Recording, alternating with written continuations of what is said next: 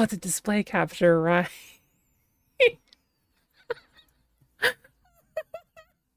Hello. Hi.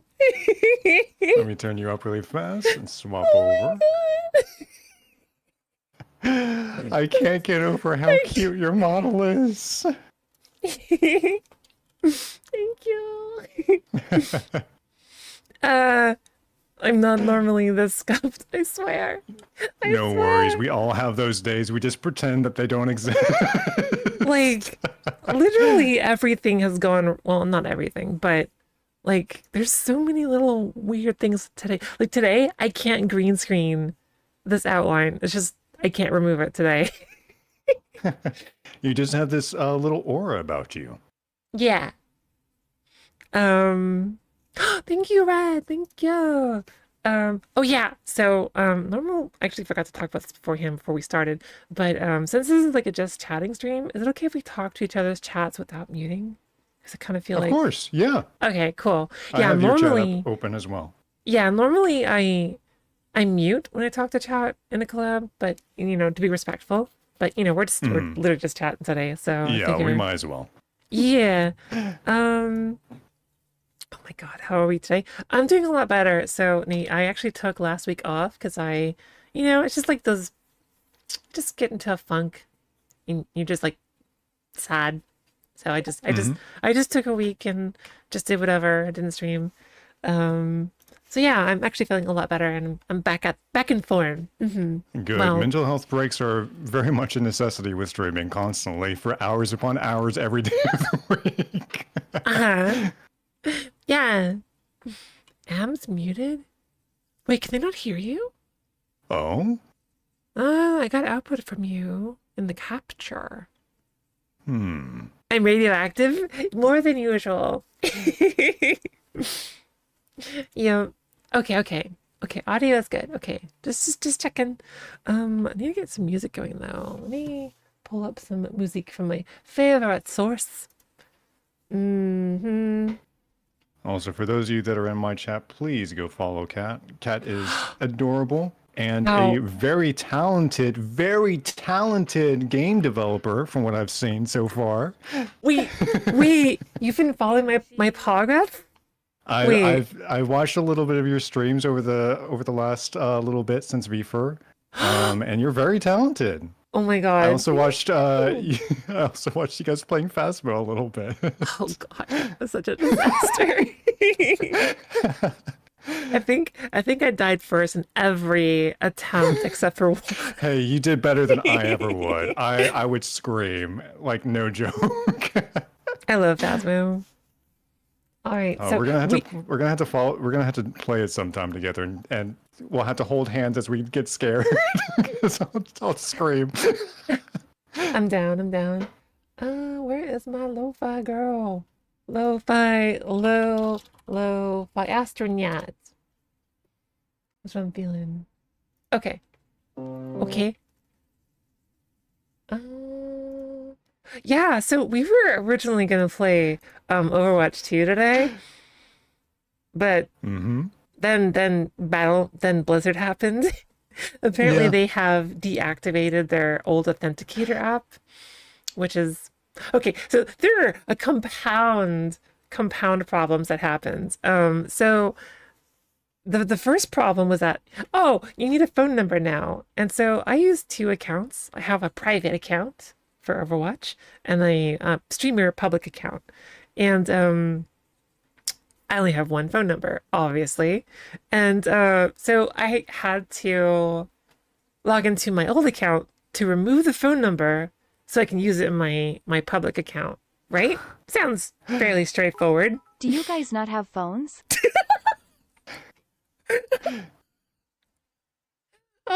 So yeah. So I try to log in and then it says use your authenticator to log in. And yeah, sure, no problem. Open up my authenticator. Oh, by the way, we can discontinue this app. You need to sign in to migrate your account, whatever the fuck. I'm like, okay, how do I sign in? You need an authenticator. Are you fucking serious right now? Typical Are- Blizzard self-destructing their own business. just I can't believe the lack of foresight. So I gave up. Fuck Blizzard, fuck Battle.net. We're done. I think it's a sign from the universe to just not return to Blizzard. Yeah. I still play StarCraft 2. I don't need a phone number for that. That still works. But yeah. So I'll still be playing StarCraft 2, but Overwatch 2, nah, we're done. We're done, rings. Best Overwatch 2 co-op. Oh, now I remember what I was gonna do. I was gonna give you a shout out. Shout out, Nate. Since this is probably the only time we're going to talk about Overwatch, if you were an Overwatch character, what would your abilities be? Oh God. If I was an Overwatch character, I would be really similar to Torbjorn, I think. Actually. Oh, really? Yeah, we got a similar vibe. So my background is like I'm a space mechanic. That's kind of my thing. So maybe I would like have bonuses to fix up Diva's mech or any mechanical hero. I can have bonuses to healing. I'd be a support. And then my ultimate would be like war crime, which is I just drop a nuke somewhere. Big ol' AoE nuke. Yeah. And my weapon's probably a flamethrower. Let's be real. Oh, yeah. As a moth, I love the lamp, so fire is a plus for me. What about you? You've got big support vibes, just saying. Oh, for sure. I'd probably be like, I don't know why, but I've always liked magic source, like, I don't know if you've ever played Final Fantasy 14, but like red mages, like, yeah, I mean, something similar to that, but with like light. I guess it would be obnoxious to play against being blinded all the time, but. Oh my God. So Kato, just... our cute, fluffy pyromaniac. Oh, thank you, John. Thank you. Or actually, maybe like anti-heal. So not like Ana, but like any healing that is done to the enemy team is damaged instead. Oh my God, that's evil. That might be an interesting one. Yeah, that might be a fun one. Ooh, a denial mechanic. Tanks would hate you. Oh my God, yes. That's like instant anti-tank class right there. For sure. Wait, I had a thought. You have to be like teased as a support hero, but then last second they make you a DPS hero. Yeah. But yeah, probably would just be melee, because despite playing Overwatch, I don't really tend to use guns very often, if possible. I prefer like swordsman vibes, I suppose. That's my needle sword. So you'd have a melee sword, like a melee weapon? Yeah, for sure. Don't hack the health packs, just hack Mercy's health beam. Yeah, exactly. Hacker voice, I'm in. Oh crap, I had another thought. What was it? Oh yeah, Here so comes since you're a melee hero, how would your health work? Like, would you have a lot of health? Talk to me about it. Maybe similar to, you know how Doomfist, whenever he attacks people, he gets a little bit of extra health? So maybe like shield health in that way? So I guess Lepido would be like stealing healing from, or stealing health or healing from, like vampire ability, I suppose. That makes sense. All right. I'm just updating my YouTube description because I realize I got to correct the music, otherwise I'll get community struck again. Well, maybe. Oh my gosh. Oh yeah. Did you know that we can simulcast now? Multi-stream? Oh yeah. Well, isn't that only for partners? It's for everybody now, I think. Oh. Yeah, they announced it at TwitchCon this year. Oh yeah. How you went to TwitchCon, right? Nope. I'm in space. I can't attend conventions. That's fair. That's fair. The gas mileage, like for a spaceship all the way down, it doesn't seem practical in my opinion. It's kind of like a one-way trip for me. Just straight it. Yeah. I am a cat, John. Although I have been mistaken for a fox a lot of the time. But do I really? I don't have fox energy. No, that's fair. You definitely give off cat vibes. I used to work at a cat cafe, so I used to love. Yeah. So I used to love just cat energy is the way to go. Oh my god. Crystal. I can see the vibes. Yeah, because Crystal's blue. We've got similar hairstyle, but she's got a floofy foxtail, and I have a noodle tail. Actually, there's something that there's a game that reminds me of your design slightly. If I can find what it was called. Yeah, let me stand up. You can see my full design. I design. made a remix for them a long time ago.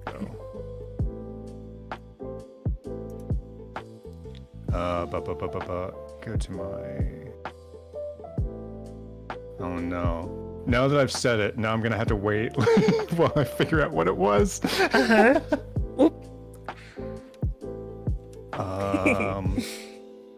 my channel.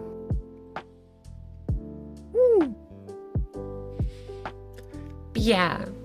Can you imagine a support with a flamethrower? Freedom Planet. Freedom Planet? Sounds familiar.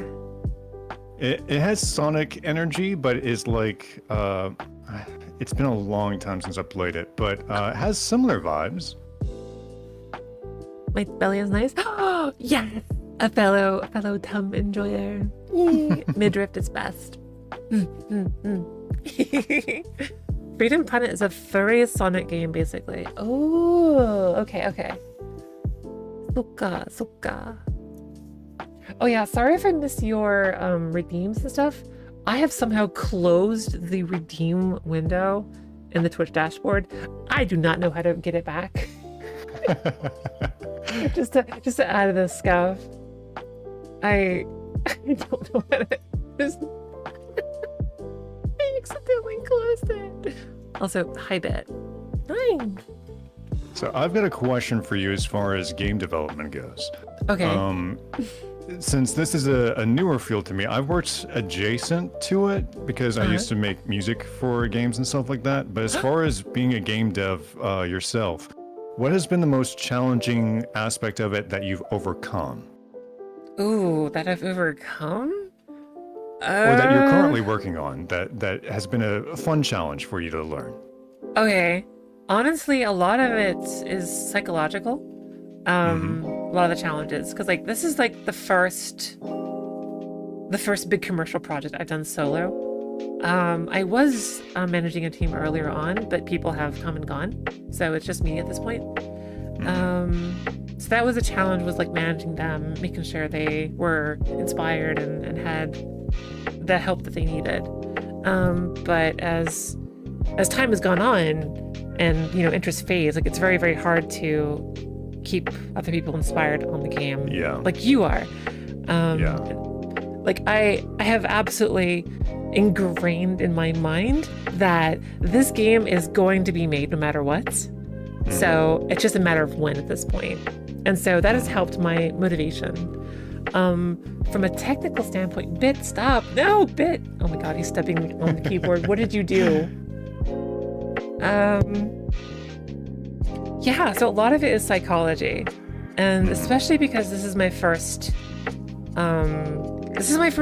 game. Like I've worked professionally in the software engineering field for years, but I've always been part of a team. Have you done game jams before, or is this like your first one, like period? First one, period. Oh wow. Yeah. I've done modding for other games. Like I made some Gary's mods way back when. I made Space Engineers mods. And yeah, so that's kind of been guess my gateway drug into game development was modding for other games. And I realized, like, I'm spending so much time and resources into these mods, and I'm getting like nothing back. Like, I should just make my own game at this point. So I did. That's fair. Yeah. What have been some inspirations as far as your game? I know that it's from what I've seen so far, it's very space themed from what I remember. Yep. And I think you were currently, from what I remember, you were working on like armor sets. Is that correct? Sort of. So I hope everything goes well. I am gonna go back to Big Napos. Maybe IDK. Thank you, Resina. Thank you. Sorry, I was letting TTS read. No worries. So I'm working on a couple systems. I have ADHD, so it's very difficult to stay on a single system for more than like a couple of days. Did you ever have different? Oh, sorry. Yeah. So.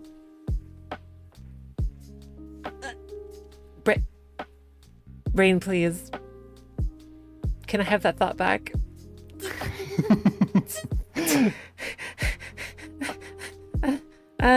Speaking of ADHD, what was I talking about?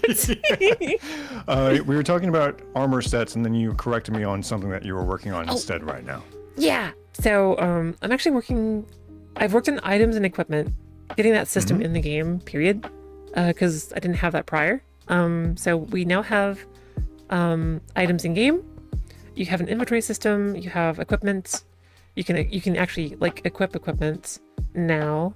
So the backend system for that is in. So what I'm working on now is kind of like I've switched back to the character creator. So a big part of game development I've learned is that, especially for Steam games, which this is your store page. And so unfortunately, I'm so early in development, I don't really have enough content to fill out a store page with like, this is what the game is about. This is what, we're missing a lot. And so securing new assets is really important right now. And that's kind of where I am. And so I've actually reached out to a lot of other, and this is like, there are furry races in this game. So you can play as humans, giants, and a menagerie of different furry races like cat, fox, dragon, meows, and slime. I think you're muted, if that's intentional. I accidentally pressed a button. I'm back. Yeah. So basically I got the approval from two artists, Julia Winterpaw, who you might know, makes a ton of different VR chat avatars. She's agreed to let me license her models. Tokyozilla, aka Neo, from, I'm not sure, they've got a lot. They made the Tiger Bees. They've also agreed to let me use their models in my game. I'm talking with Ghostly right now. Ghostly wants to see a bit more progress with the furry models in game before they'll agree to license their models. So that's where I'm at now, is integrating the models I currently have access to, making them appear in game, and then Ghostly will get on board and I can use those models. And when I have like those models, then I can finally fill out my store page and start getting wish lists, because apparently wish lists are super, super important to releasing on Steam, because that like the entire Steam algorithm relies around wish lists. Yeah. So that's huge. And apparently you can't start too early. You need to start as soon as you can in the game development. So that's my priority right now, is securing those models to fill out the store page so I can start getting wish lists. Okay. Yeah. And then, so currently, I guess we're just talking about space mistakes right now, if that's okay. Oh, completely. I fucking love it. I've worked, for me, it's always been interesting because I've worked mostly on the music side, I suppose. So being able to see, or like audio mixing and stuff like that. So being able to like hear what people's thoughts are, like that are actually like actively working on it, is really interesting to me. Oh, thank you. Yeah, like what's the word? Like I am still baby indie developer, right? I am winging it in every sense of the word. So like I am not a authority on any of this stuff. Like I am very much a beginner learning this as I go. And yeah, I know one thing, and that's, is this game fun? And how to make more features. That's what I know how to do. In the game, it's not fun yet. I think a couple key systems are missing, but when they're in the game, it'll be more fun. Because originally, so a lot of game developers and I guess creators talk about the MVP, which is the minimum viable product. Basically, what is the absolute minimum you need that does your game need? And so I thought that the absolute minimum was just building, and that turns out to be false. Because I made the building system you can build in the game, and it's kind of boring. So I'm thinking, okay, what else do we need? Well, probably resources. And that's what led me down the current path of integrating items and equipment. So now, well, not now, but soon you'll be able to like acquire resources and then supplement your building, if that makes sense.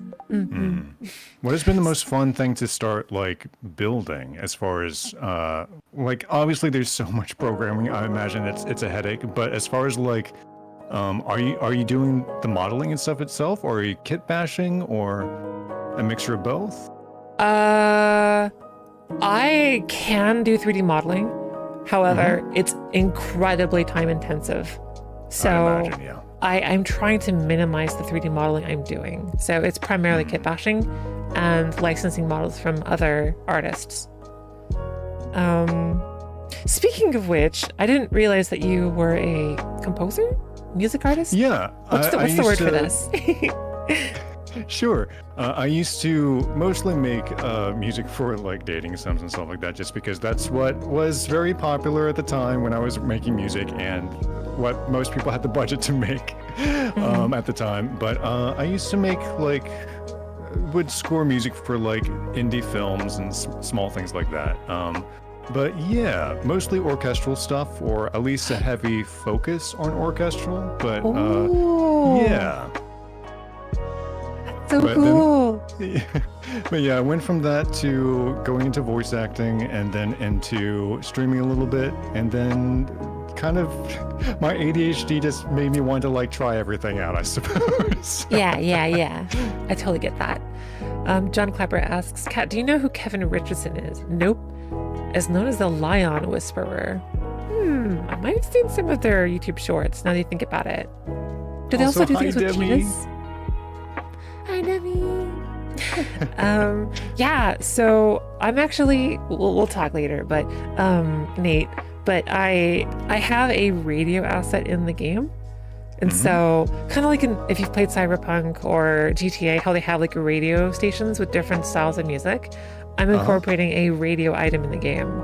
So that like you can listen to different radio stations in your ships if you're doing stuff, or you can build this radio item and carry it with you to listen to music. Ooh. So I would be honored if you'd like to incorporate or license some music for the game. That'd be a lot of fun. Yeah.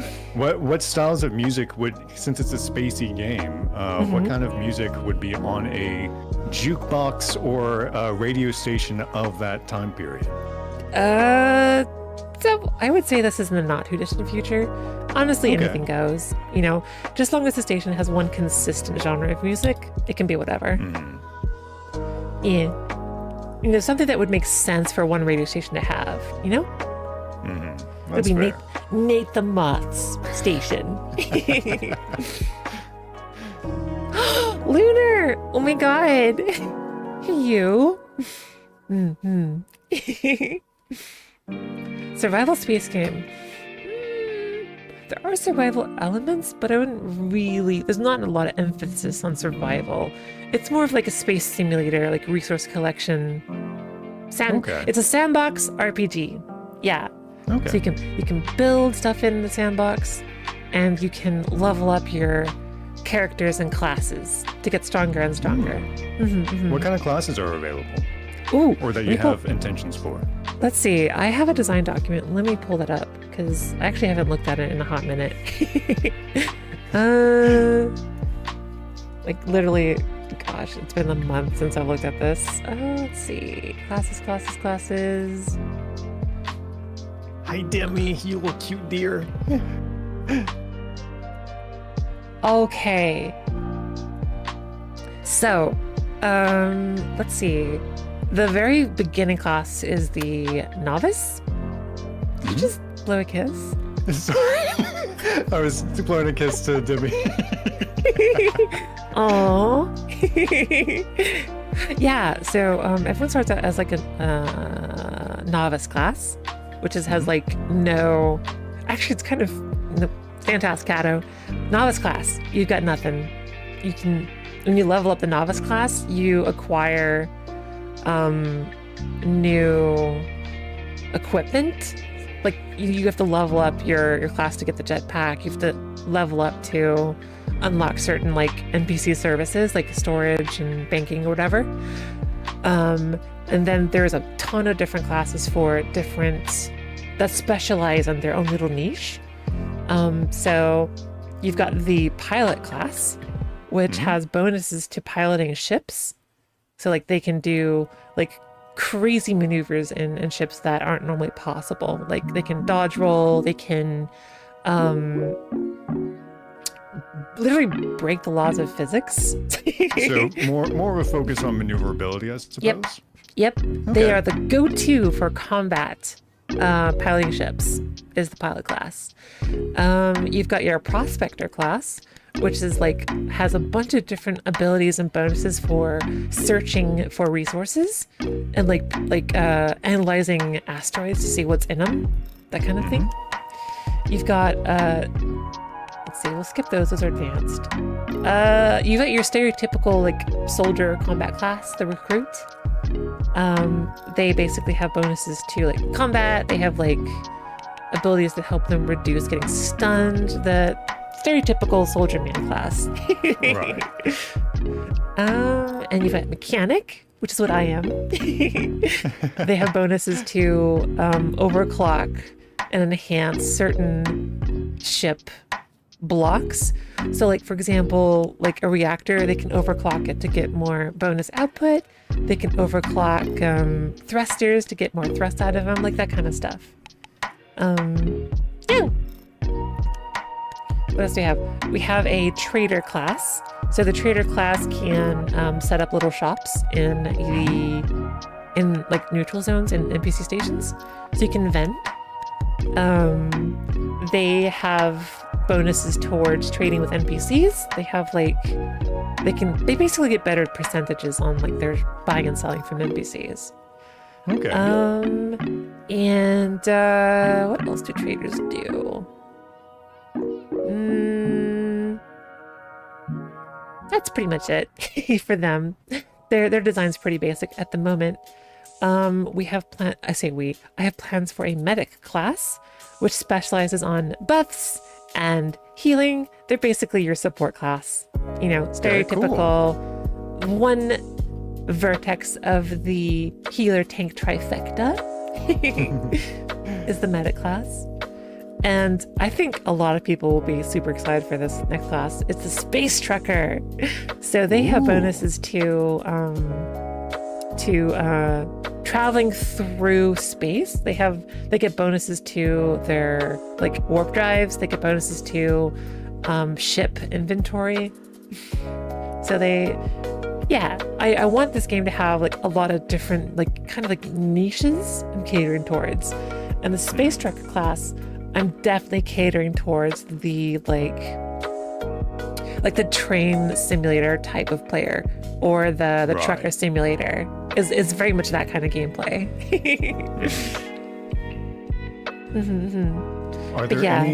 Are there any classes that you've been, and of course any question that I ask, like take it with a grain of salt. I don't want you to spoil your game for your community or anything like that.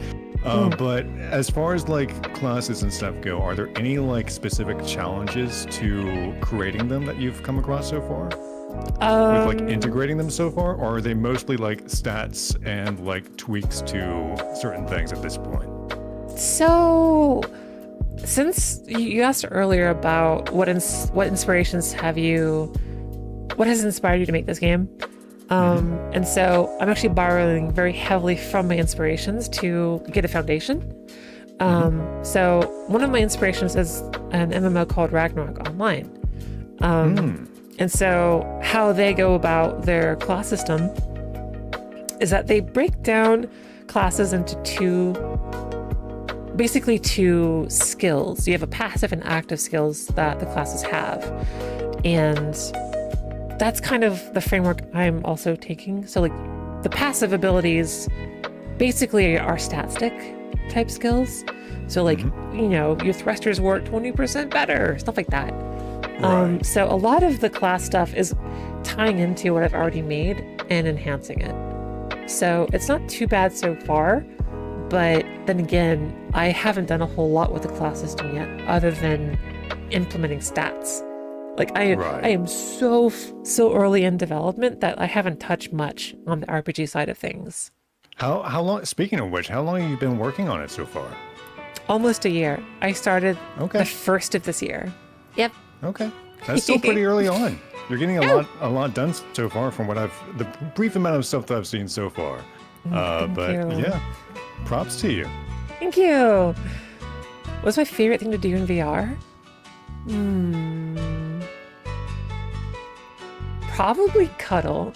It's very useful for that, yeah. Yeah, like it's trippy. Like I have very weak phantom sense, so I can feel body heat, I can feel texture, I can feel being touched. So it's very nice. That sounds like a super. I said it before, but that sounds like a superpower to be able to do that.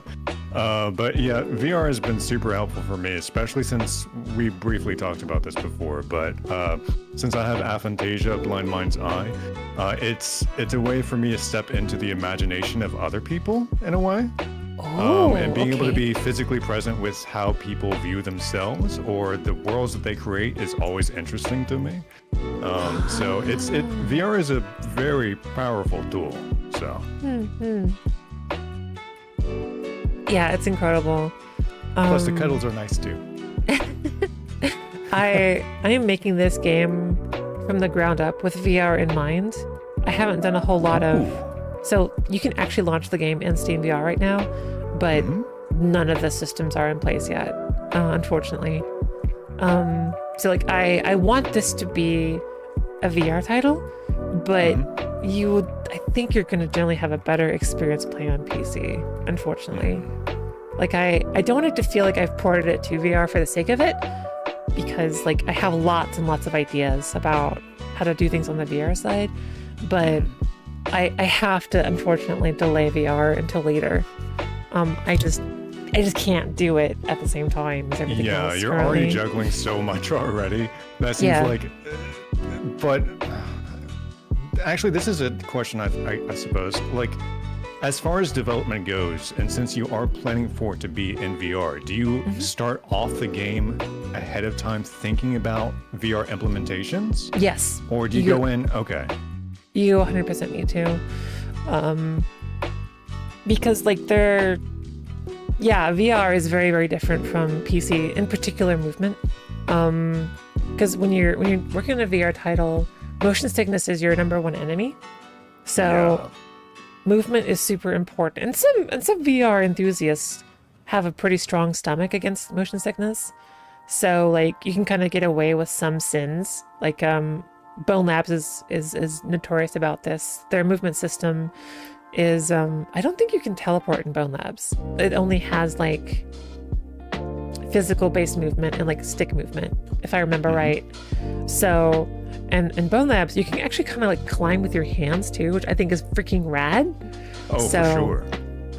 However, in Space Mistakes, I can kind of cheat a little bit because the character is always wearing a jetpack. So the VR players can kind of scoot around the jetpack most of the time if they need to.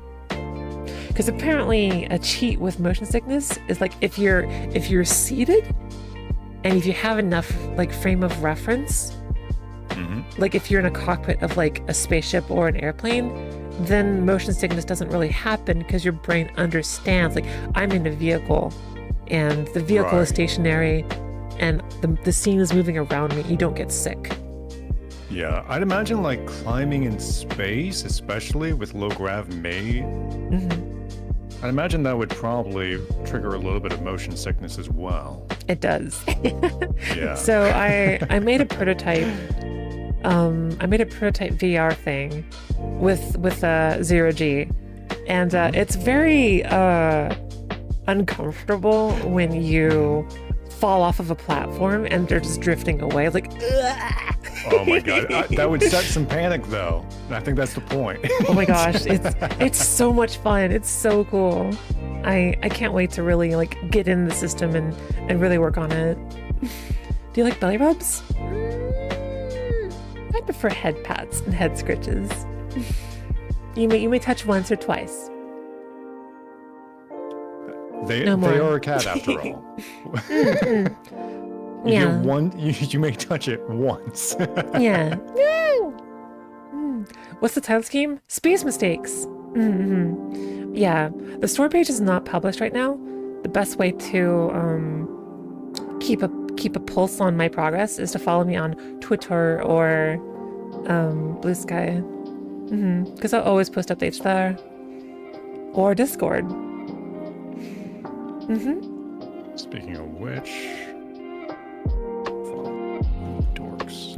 But yeah, tell me a bit about like the music you've made. I'm curious. Sure. Ghostly! Oh my god, I was just talking about you. Back when I first started music was... It started around the time when Attack on Titan came out, but we were in like a fan dub thing, and I made the music for that just because we didn't want to use copyrighted music and get demonetized or anything like that. So I would make remixes, and I always loved video game music as a whole.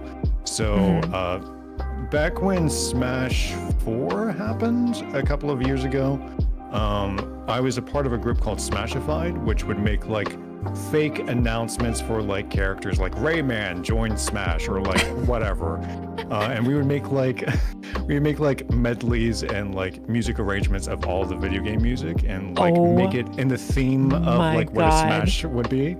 That's so cool. So I would make like musical arrangements of like any character that people would want in Smash. We would like make a render of it, like Ridley before he was like too big to be in Smash. We would make like a Ridley arrangement or something, and we would make like 3D models and stuff like that. Oh my god! I was part of the music team, so. That's so cool. I bet you must have loved my V4 announcement if you saw that. Oh, I loved it. Yeah, exactly. I saw it and I was like, oh my god. Yep. The Mega Man intro thing was amazing. I loved it. Thanks. It was a joy to make that. I saw that and I was like, I immediately knew that we were gonna vibe. Hell yeah. But yeah, no, music has always been, even if because there was a lot of game consoles I never had the pleasure of having, like PlayStation games, etc., or like Xbox, etc. So instead, I would just listen to the music, and instead of like listening to like pop music or like country, etc., I would just exclusively go to sleep to like video game music. Oh my gosh, that has always been that's always been kind of a cornerstone to who I am, is just listening to video game music all the time.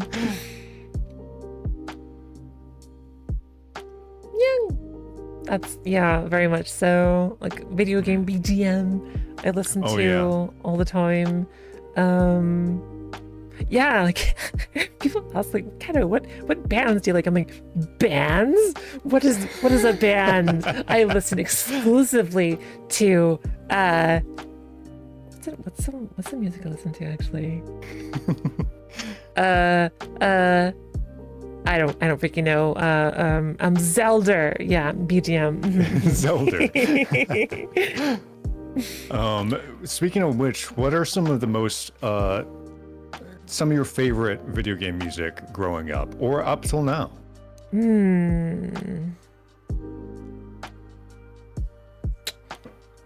let's see, impactful video game music that I listen to. No Overwatch boomer? Yeah, I couldn't get it to work.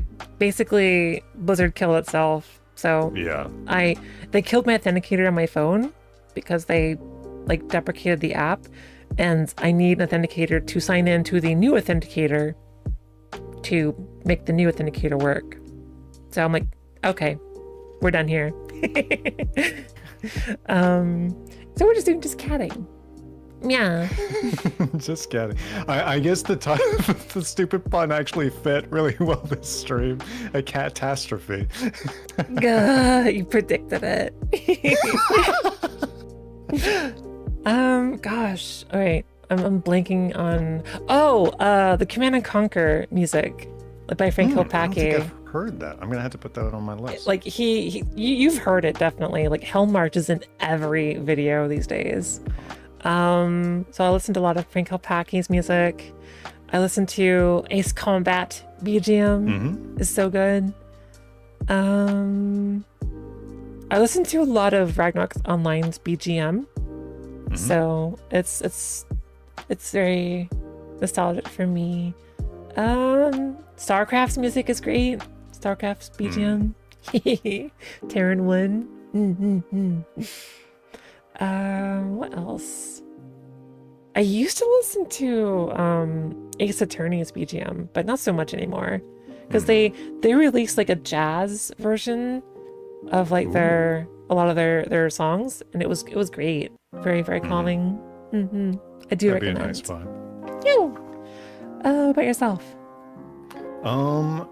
This might be a little, well, not niche, but probably unexpected, but Journey has really good music in it. That's always been has a soft spot because it always reminds me of the first time I played Journey, I suppose. But anything by Nobuo Uematsu or like Kingdom Hearts or Final Fantasy XIV has really good music renditions of like older Final Fantasy songs. So Yeah. and of course Zelda. Like Zelda's one of my favorites. I will always love Zelda music. Which one do you listen to? Like which game? Or just all of them? Wind Waker has really good music. But as far as like my favorites, I've always really liked Minish Cap, mostly because Minish Cap was always like my childhood favorite game growing up because of the small boy vibes. So always love that, and always love the Twilight Princess has some really good orchestral music as well. So. Smells very good. Thank you, Fairy King. Thank you. Hey. King is an adorable being. I have to ask. I say Moth the Sona is very, very, very special and rare. You're like a shiny furry. So why a moth? I'm curious. There's actually a funny story behind it actually. So one of my friends, Jonah, he ended up being the English voice of Legoshi and Beastars. So there was a Beastars server, and I was his like one furry friend. He's the normie type of thing. So we were going to join the Beastars server. Oh yeah, we've played D&D for years and years and stuff like that. Nice. He's a great being. But when he got announced as that, before it came out, I was like, you don't understand, Jonah. This is Beastars. People are gonna really like this. You gotta make sure that you know. And I had to give him like the furry like this is all the things you need to keep aware of, like all that stuff. So when we joined into the Beastars Reddit Discord server and stuff like that, I had to make sure that like it was okay, like that any of the VAs that popped in like would have a pleasant experience in the furry fandom, etc. So I kind of went undercover and was like, just to check it out, make sure that things were okay. And then of course, every furry, if you're a new person, they're always like, oh, do you have a fursona? And I was like, no. And I lied like a liar. So I kind of went undercover as like a new Sona, and I always liked borrowers, like small like Borrowers. creatures like World of Arietti or like Minish Cap, like small micros basically, but Okay. but in like fantasy settings and stuff like that. So You're gonna they like Space Mistakes, that's for sure. So we went in and I kind of just ended up liking that, and then I started to develop like more connections to it, like Rebirth, like with caterpillars to butterflies and moths and stuff like that, and it started to end up having more of a philosophical connection, I suppose, to myself. And very cool. then I started to like, I heavily believe in that, and this is going to sound sappy and stupid, but I always believe that we have the power to brighten people's days and stuff like that. And We do. Having ADHD and also just wanting to make the world a little bit brighter for people, I just ended up settling with being a moth. So. Oh, I get it. I like that. Secret Agent Nate, yeah, for sure. Undercover What about you? agent. Me? I'm guessing you just really like cats, and because what inspirations got you into being a cat Sona? Ooh, probably my dual nature is aligned more with felines, how they can be soft and cuddly and floofy in 1 second, and just a complete bundle of claws the Instantly, next. yeah, instantly swap on you. Yeah, for sure. Yeah. It's fun playing with that dichotomy. I don't know. And like, yeah, I like cats. I've always resonated most with them. So it made sense.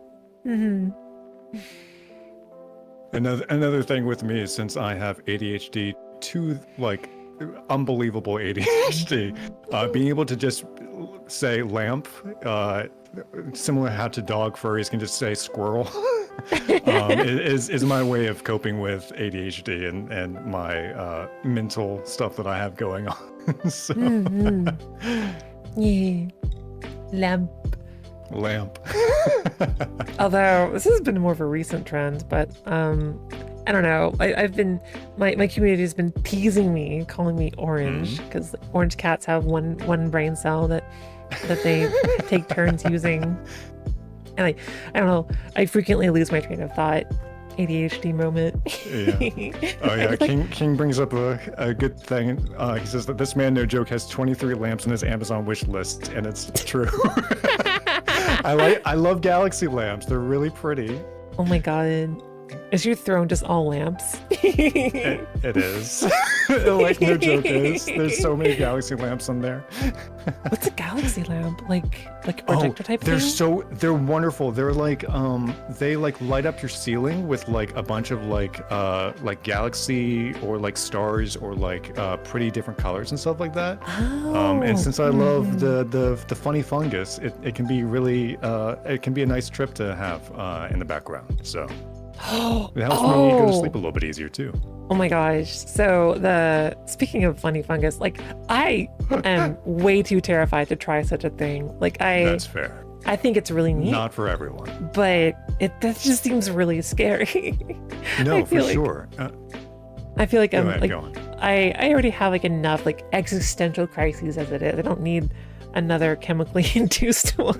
No, for sure. And before I say anything else, like I do not recommend it. It's not for everyone, especially if you have pre-existing mental conditions and stuff like that. Like, yeah. But it can be useful for like therapy, or like if used not as a party drug, because that kind of bastardizes the substance. If you use it more so as a tool for like mental awareness and stuff like that, then that's different. Okay. But it's heavily dependent on many factors. But I have a little bit of a hyperfixation with things like that. So Fair enough. Yeah. Does your avatar have bean paws? It does. You can sort of see them. Let me stand up. You can see some slight beams there. Yeah, not terribly visible. And also I just got raided. Welcome, raiders. Thank you, Barb. Welcome. We're having just catting because we had a catastrophe earlier with Overwatch not working. How's it going? I was like really stressed out before stream, but things are great. Mm-hmm. Things have mellowed out a lot. Oh, It's yeah. always the initial scuff, and then after that's over, then it usually settles down. Yeah. I've actually talked about this with chat a bit, but are you aware of the orders of ignorance? Awareness? Crap. I don't think so. Okay. Hang on, let me clarify the name. Orders of ignorance. The Enlightened. 5 orders of ignorance. Awesome. Okay, did get it right. Okay. So you talk about increasing awareness, and this concept is entirely around awareness, and it's actually a super useful tool for problem solving. Mhm. It's called the 5 orders of ignorance. And so the first order is called lack of ignorance. And I need to look up a proper timeout. Yeah, basically it's like lack of ignorance. You don't know you don't know you have a problem. You don't know the solution to the problem. No, wait, sorry. Wait, am I saying this backwards?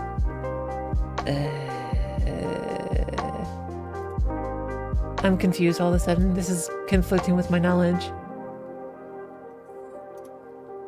I think I've learned this backwards. Okay, whatever. I'm gonna talk about my version because this version's a little bit different. Sure. So the first order of ignorance is that you have a solution and you have a problem. So like, let's say for example, I'm thirsty, I'm gonna get some water. I know how to do all of the steps. I can do it at my leisure. And so the first order of ignorance is I don't know the solution to my thirst. Like, I am thirsty. I don't know how to solve this. That's the first order. The second order is I feel something funny, but I don't know what it is. It's ignorance of the problem and ignorance of the solution. And the next order is complete numbness. So you don't know that you're feeling thirst. So you don't know that you have a problem. You don't know what the problem is, and you also don't know the solution to that problem. That's fair. And then the next order is that you don't know all those things. So it just kind of gets more meta from there. And the last one, the fifth order, is you don't know about the concept of the orders of ignorance, which everyone listening now is no longer ignorant to. That's fair. Yeah. And so it's actually meta the further that you go down the steps. Yeah. We're talking about awareness. And that's how I learned it from one source. I just looked it up to verify the naming, and apparently there's a different definition for it too. So my apologies if I've mucked things up a bit, but Hey, yeah, it works. That's actually like a super useful tool for like programming. I'd imagine so, yeah. Because with all the rubber ducking that you have to do, I'm sure that having steps to figure things out probably helps a lot. Yeah, and it just kind of I feel like knowing about them, it makes you more down to earth. Like you don't automatically assume everything's black and white. You understand that there's more to it. Like you don't know that you don't know, kind of thing. So I don't know. It's opened my mind. Had a brain blast. Yeah. So the 4 stages of knowledge. Oh, is that what that is? Okay. Yep. Okay. It's called the 4 stages of knowledge. My mistake. Awareness is funny. The themes are still there. It still makes sense. Yeah. I just confused the words. The words. But yeah. Tell me about your awareness journey.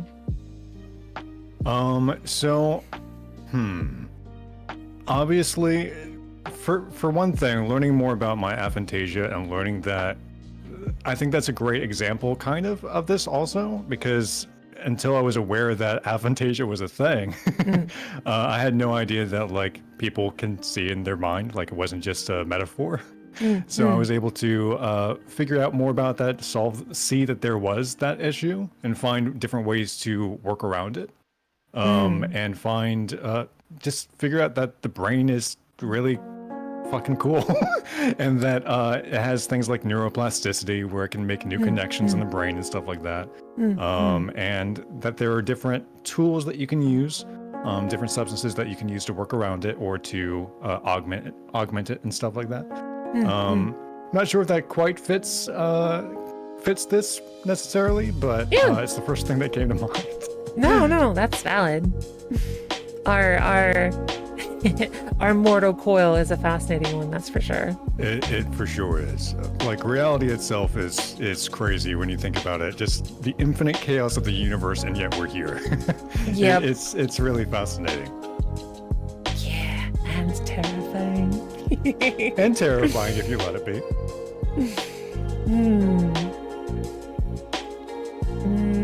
Let's see. I watched a psychology video the other day about awareness. It was so meta that like I can't even explain it. I have to watch it again to like reprocess what that video talked about. But a lot of it was like understanding. It was like levels of awareness for you, and then like, oh god, I can't even begin. But basically it becomes like hyper meta at the extreme end, and how most people are only focused on their own internal awareness and like chemical awareness, like hunger, senses, that kind of thing, and then emotional awareness, and then like your peers awareness, being aware of them and being aware of what they're aware of, and just it goes crazy meta from there. Yeah, I'd imagine so. Consciousness itself and the interconnection between ours and other people's in our own reality, that sounded smart, but it wasn't. I don't know what I was saying, but it gets complicated really fast when you actually sit down and think about it, which is kind of cool, but can be a little bit overwhelming at times. Yeah, I think one of the really neat things, like we give this like existence a lot of crap, but like I think one of the really cool and unique things is information in the internet. Like I find it weird and fascinating that I can exist in this metal box. Technically, I'm living alone. There's no one else here but me. And I feel like there's a person there when I'm on a Discord call with you or collabing with someone. I feel like there are people there watching me when we have chat. It's just weird. Like my brain feels a presence, but I know I'm alone. And then once we get into the VR space, that changes everything even more so. Yeah. VR changes the game as far as all of that is concerned, in my opinion. Like actually being physically present with someone, well, quote unquote physically present. It really does feel like you are vibing with someone in the room, and it's pretty cool. Yeah. Grab some food and take care of myself. Thank you, Barb. Yeah. What's for meal? What's for current meal here? Is it dinner? And did you bring enough for the entire class? Yeah.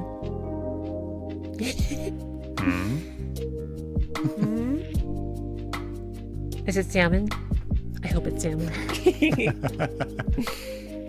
What did I know you're going to answer, well, I suspect what your answer may be, but what do moths actually consume for nourishment? What do moths eat? You got fangs? Are you a predator? No, not at all. I'm a little shy boy.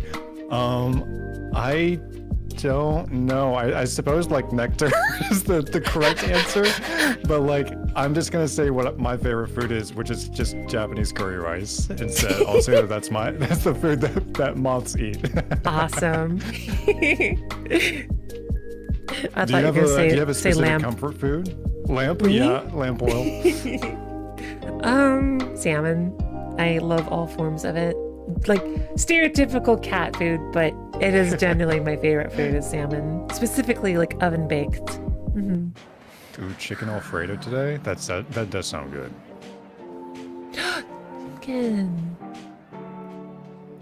Chimkin. Chimkin.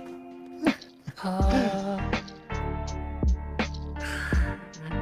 C'est cool. There's a variety of moths born without mouths. There are, and it's kind of sad. Yeah, as soon as they came out of their cocoon, their chrysalis, they don't have mouths to feed. They have one thing on the mind, and that's reproduction, and then the cycle begins anew. Oh my god. Kind of sad. Damn. But yeah.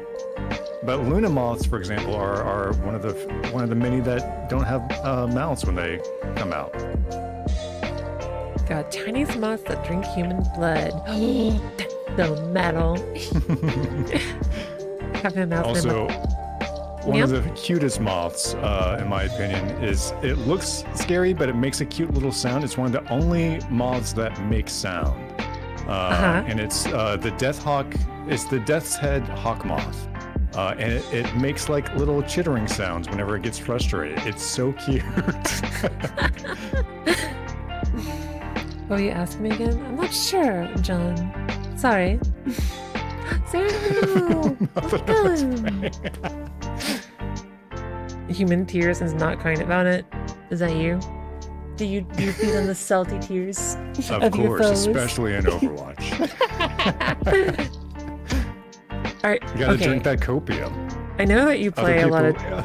of tanks, but are you a Rhine man? Do you bully people with Rhine? No, I get anxious when I don't have a shield.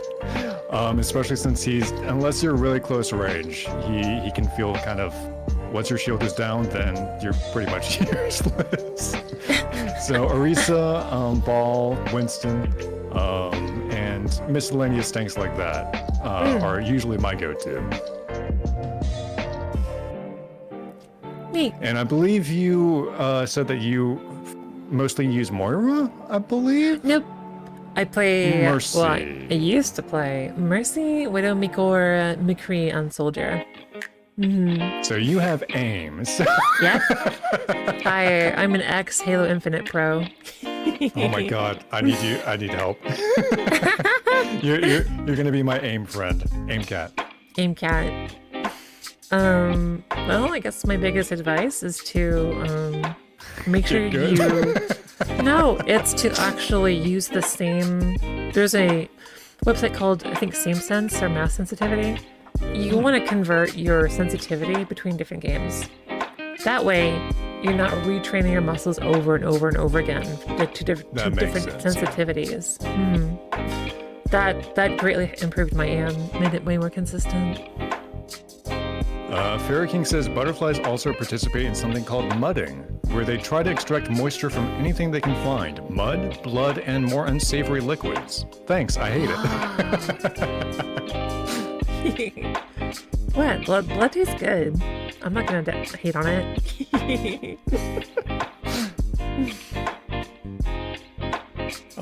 Here's a fun question for you. Yeah?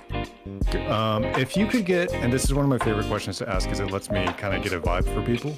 If you could get, and this goes for your chat as well, I suppose. If you guys could have temporary amnesia to re-experience any game, movie, show, etc. for the first time without any spoilers, no knowledge about it, etc., going in completely blind again for the first time, what would it be? Alien Isolation. Ooh, that's pretty good. I've not completed that, but it would be a really good one, yeah. Yep. Oh my god, I would do it again. It's so good. It's like my all-time favorite game in this universe. Soma's a good one. Twilight Princess too. Yeah. Hey, Paradox. Welcome. What else would I suggest too? Different clothes? Oh, well, I'm glad you asked. I dress up for a lot of my different streams, depending on the game that I play. So I have different outfits for like Command & Conquer games, or like for... It depends on the game. But yeah, I have lots of different outfits. Ooh, Tunic is a good one too. It's a really cute one.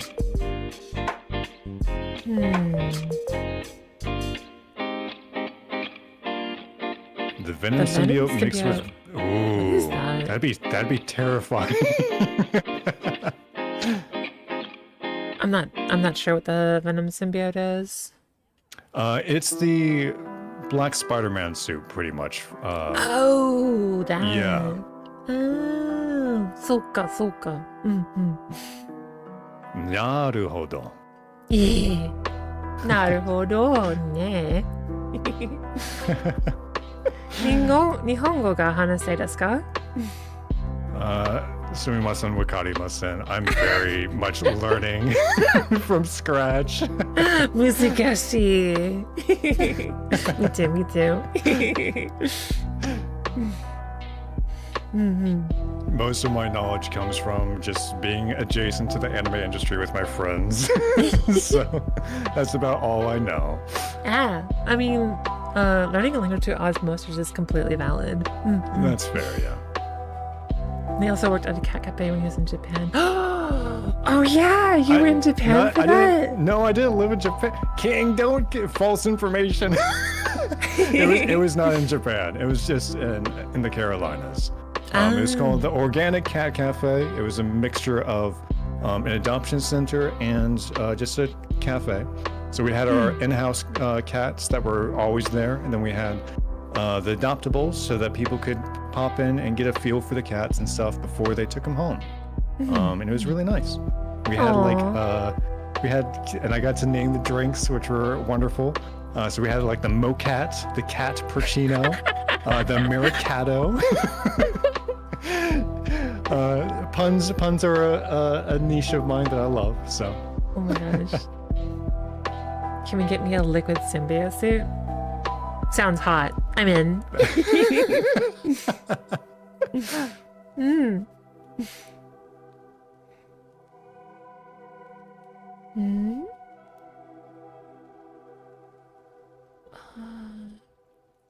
But how does... What's your favorite cat breed? I don't know.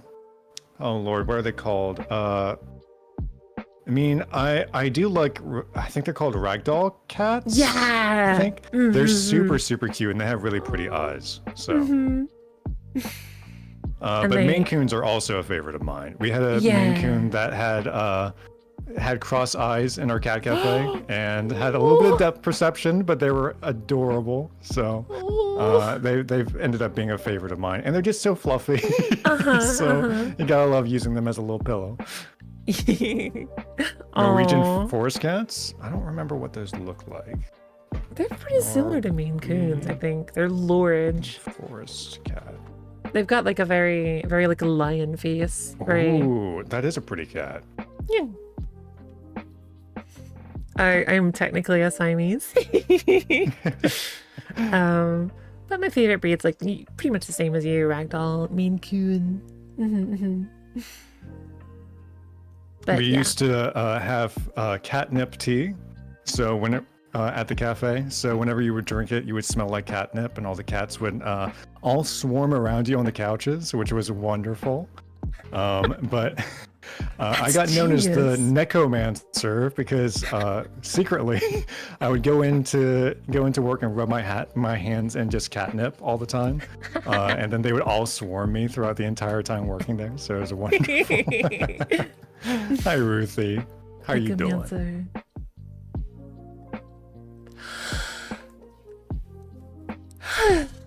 Hey Gumpy.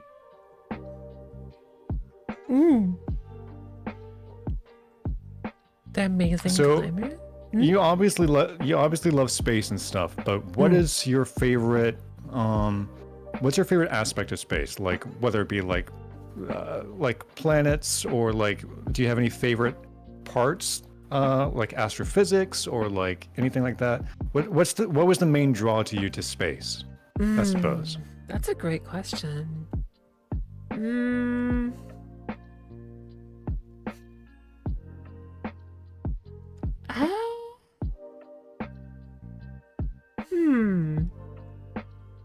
Metal.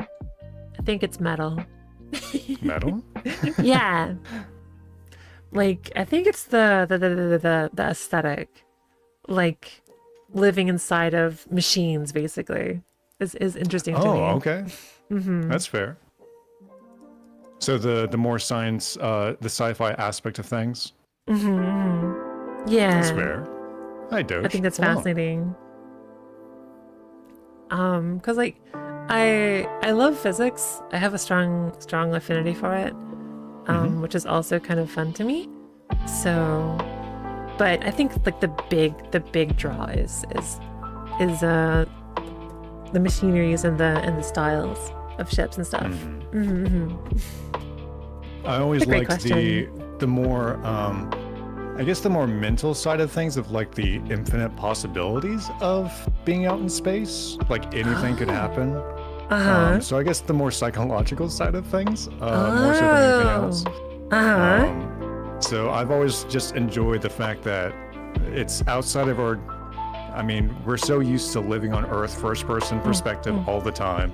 Having a different, just being able to explore the infinite possibilities of the universe is just a draw in and of itself, I suppose. Yeah.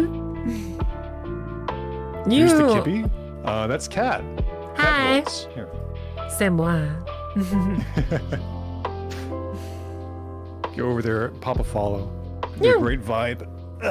Fellow V4 member. We're on the same Twitch team. One of them. Are you in multiple teams?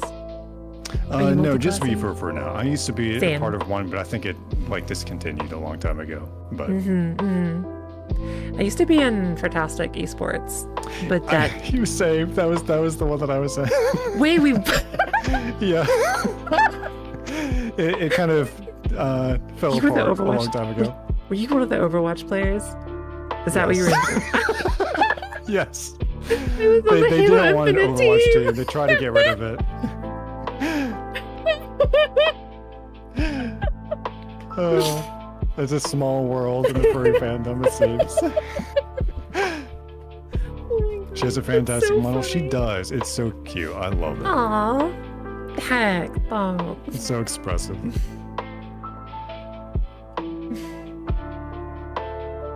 Moth is cute.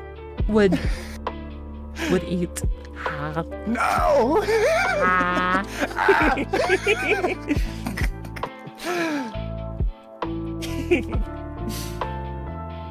I want to boop her snoot oh so gently. You get Oops. one. You get Excellent. one. Boop my snoot?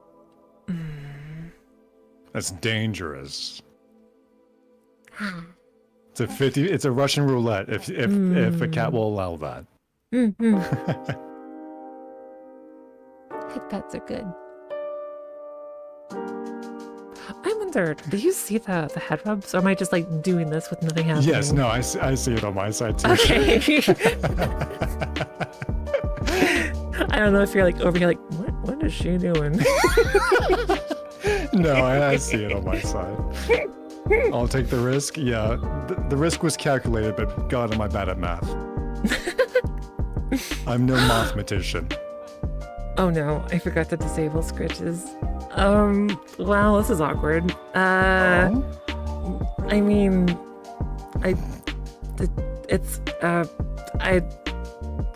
you mind if I do a redeem real quick? Go for it. It's No a little worries. it's a little disruptive. I don't care. You're a-okay. Nah. Okay. I don't know if this is gonna show up. Because I have to add an item to my scene. So in addition to doing head pats, I have a scalp massager. And the Ooh. redeem for it is, are you familiar with a scalp massager? It looks like a, Yeah. okay. Well, you're about to see it if this shows up on the capture. Ha! Blop. So I have one of these IRL, and I can. There's They're a so redeem. nice. There's nothing Yep. better than like having your hair like messed with. So those are wonderful. No. No. They're wonderful, yeah. Plus, if you keep it on your head, you have better reception. So. That's true. Thank you, Meows. Okay, thank you. I think I'm Thank getting you, you. thank you. I can't really see. Handsome for bit as well. Okay. right, please don't redeem that anymore. The Wi-Fi chip gets better reception. Yes. Especially after the Fauci ouchie, your reception gets much better now. So tell me about your little cat friend, your little buddy down there. So this is actually a Halloween outfit for him. This is Bit, my robot pet. Yeah. So actually, I've always had him in the background, just kind of like. Well, I guess I could find his normal outfit, but basically I got him a little ghost outfit. And it supports the text-to-speech stuff. Oh, and gotcha. So his original model doesn't have support for that. So I'm kind of stuck until I upgrade him to have that support. It looks super cute, so I love it. And he can say things. Let's see. Nate looks very adorbs. I don't know if you can hear this, but Nate looks very adorbs. Okay, let me unmute your streaming device. He talks. Aw, that's super cute.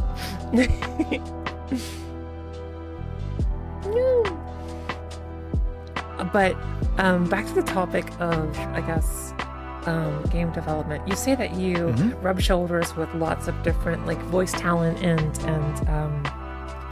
like what do you said that you're friends with Jonah something, I think? Yeah, Jonah Scott. We've played D&D for about, I think it's been like 6 years we've played D&D, but we've known each other for like almost 10 years now. The poor guy. Gosh. Wow.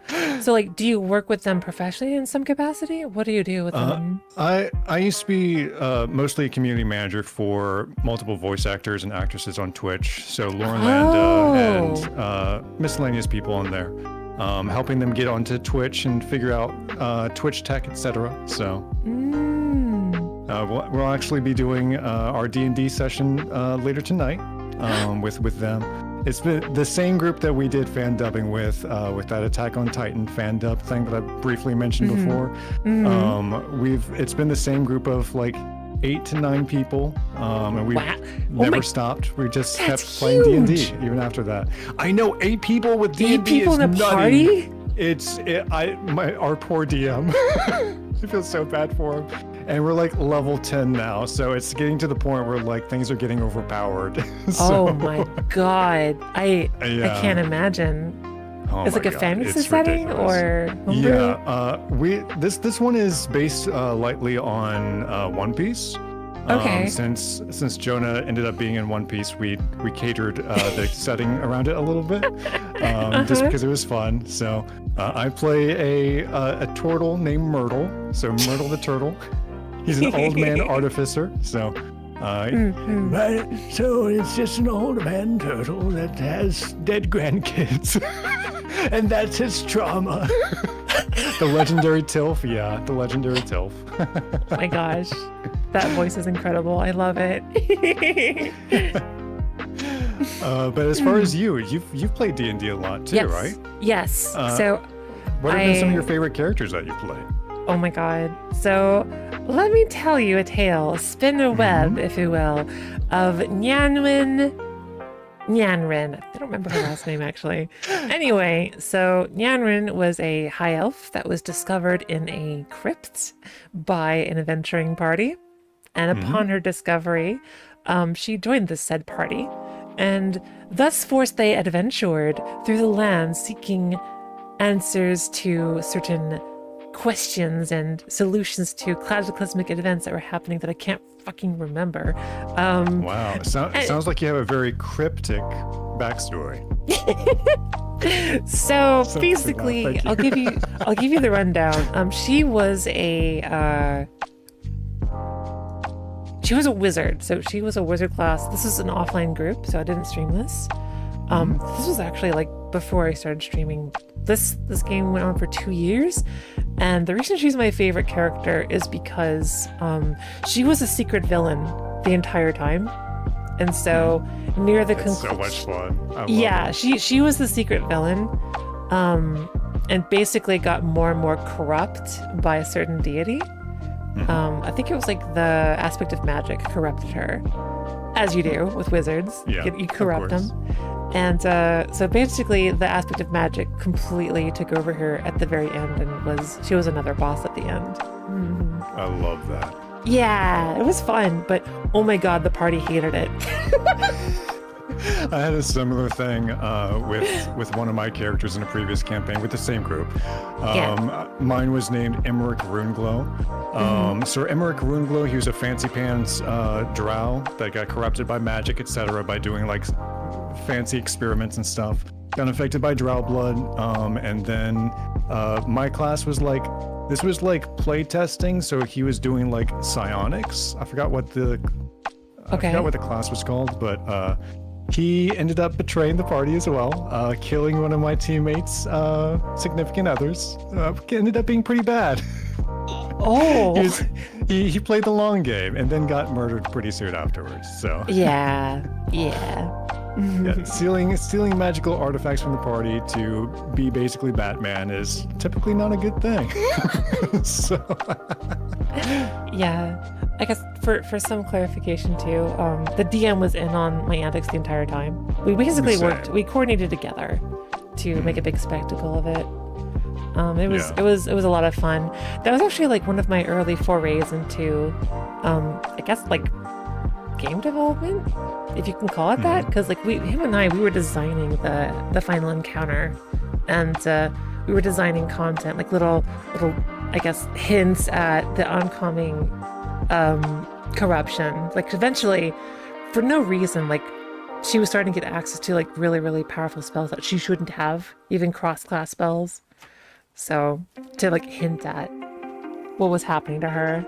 And I also changed like her personality too. It was very fun.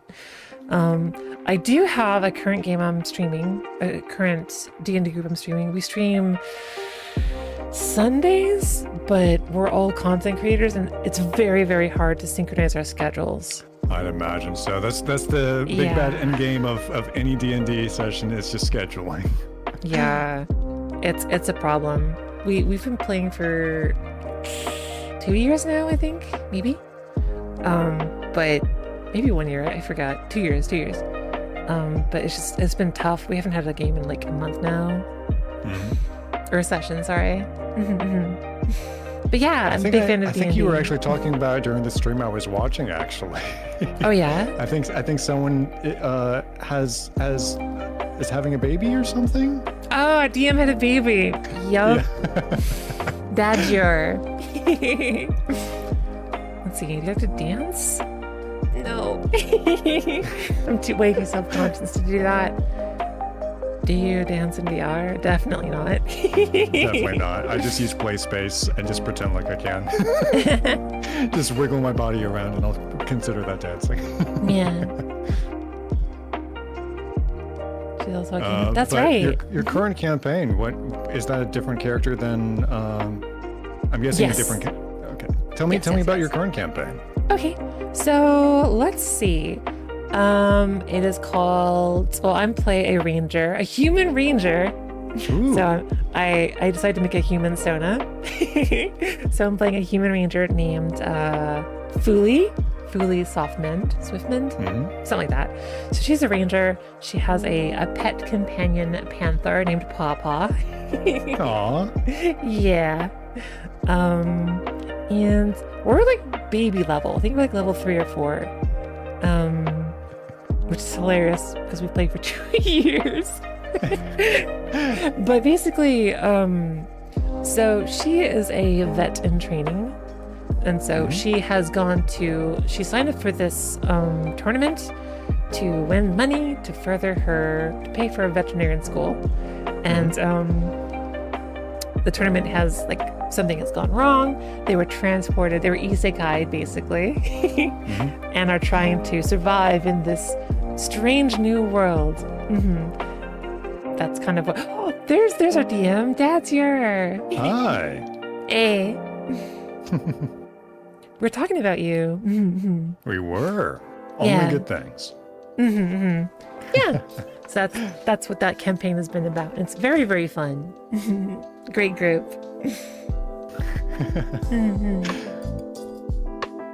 But yeah, our current campaign group has had like I think 4 D&D like full campaigns. Yeah. So we've been going on for a long time, and for the most part, all of us are filled with voice actors of lesser and greater degrees and stuff like that. So wow, we've had a lot of fun with so it this much whole fun. time. Yeah, it's been wonderful. Oh my gosh. Thank you for the follow, Generic Fire Demon. I appreciate it. Go follow this Moth right now. Do it. Right meow. I appreciate it. Get a shout out, nerd.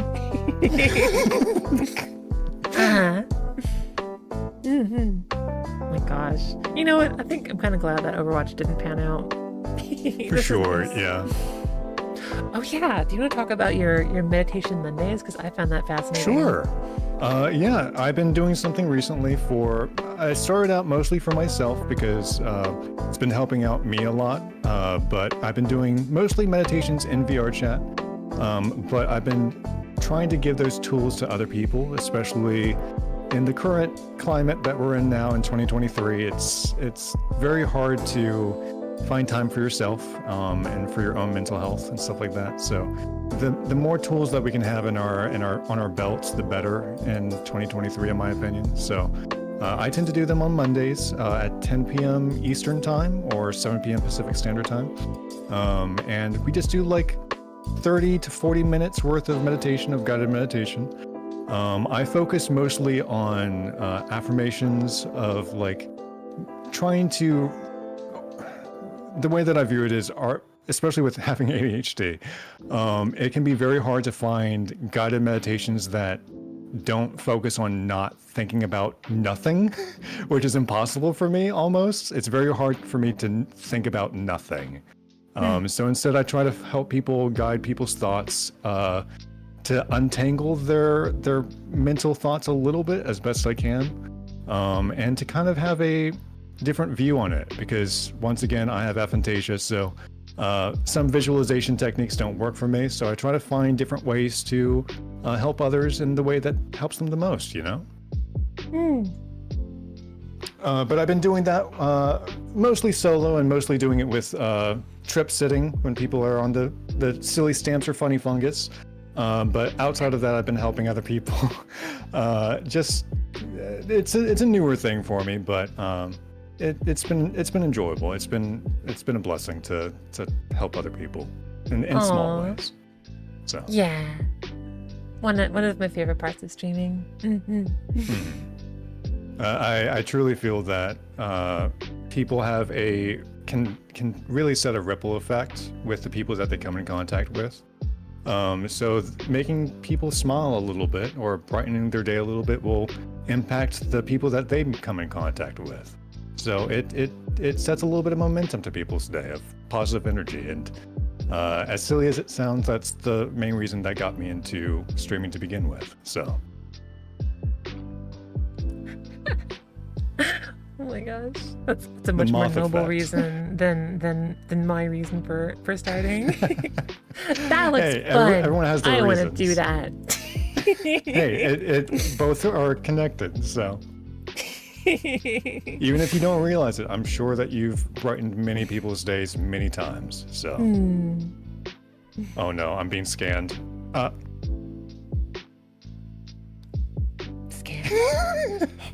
The time warp thing.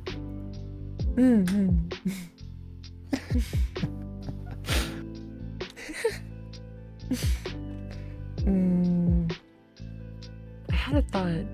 What was it? Oh, I realized I made a mistake in my schedule. Are you gonna go to the game show thing that Whiskey's hosting on Friday? Yeah, I'll more than likely be helping out with like the control panel with that probably. So nice. Yeah, I'm gonna attend. I actually forgot to put it on the schedule. Oh, I'm excited. This is gonna be your first time doing a game show, I believe, right? Yeah. I'm excited. It's gonna be fun. I can't wait. Have you ever done Family Feud before? I know nothing about it. Going completely blind is the best way to do it. You're gonna kill it. You're gonna do great. I forget. Is it in VR or is it going to be It's in 2D? VR chat, yes. It is? Okay. Yes. I'll probably do PC mode. I can't. My legs don't work. Okay, I'll figure I something mean, you'll out. be behind like a stand, so people won't see your legs. So Yeah, because my lapel mic is terrible. It's basically like a phone mic. So I am poorly equipped to do VR chat based streams. I'll do figure you it out. have a headset? Yep. What kind of headset do you have? I've got a Varo Aero. Ooh, okay. Yeah. I just am a Quest 2 baby, so It's that's the one that I use right now. I'll eventually upgrade, but yeah. I upgraded from the OG Vive that I got. It was quite the upgrade. It was great. Imagine having VR. You don't have to. Insert sponsor segment here. But yeah. Yeah, but it doesn't have, the Varo doesn't have a microphone, so I have to like supplement it, which is not good.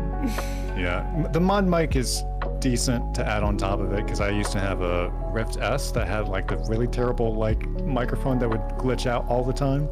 So mod mics helped mine out a lot, but $100 out of pocket is never fun. So Yeah, I think I'll probably after stream today, I'll make a copy of my model with IK legs so I can actually do a better seated VR, so I can use my nice microphone. nice. Or I could duct tape my, no, I should not do that. That sounds like an accident waiting to happen. Right, now I'll have 2 cables running to my headset instead of 1. But yeah, blim, blim. Oh yeah, so the games that you play, Space Mistakes is a sandbox RPG. Would that be something you'd be interested in checking out? And I mean, I won't be offended if you say no. Yeah? No, I would love to. I would love to see, like, play test it and see all the small little details with it. Awesome. Yeah, I think that would be a lot of fun. Yeah, I'm going to give out keys to FIFA members. So I'll definitely save one for you. I would love that. Thank you. Yeah. Leveraging the power of streaming and game development together.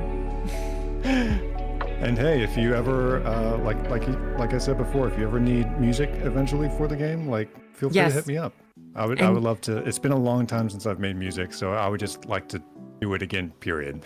Yeah, It's been a definitely. while. And plus, it'd be nice to make music for a game that's not a dating simulator. So. Yeah, we'll definitely talk about it off stream. For see sure. what works for you. Because like you don't need to compose new music for it. We can, if you have other music that was never licensed, I'm happy to. Oh yeah, for sure. I have many with game devs like in the past that I've worked with. Like usually they just end up falling apart. So I have a lot of music that has never actually been shown. So yeah. Nope. This game will be made. It will be released. I'll Rain, be excited snow, to play it. Meteor storms, hail, rain. I said rain already. You know what I mean.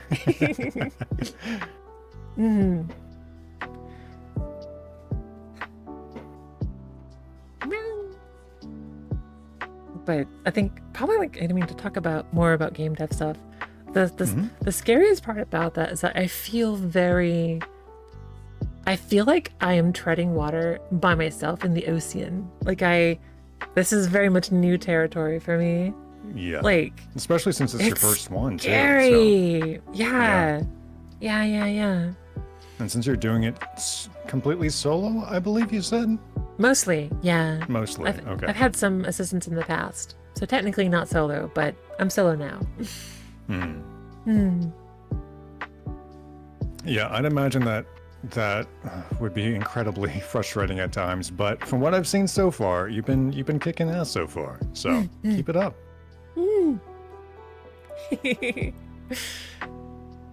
Yeah. And my only metric is, do I find the game fun? No. an axe to it. That's fair. Refactor. That's fair. So you make music. Do you explore any other creative media as well, like 2D art or?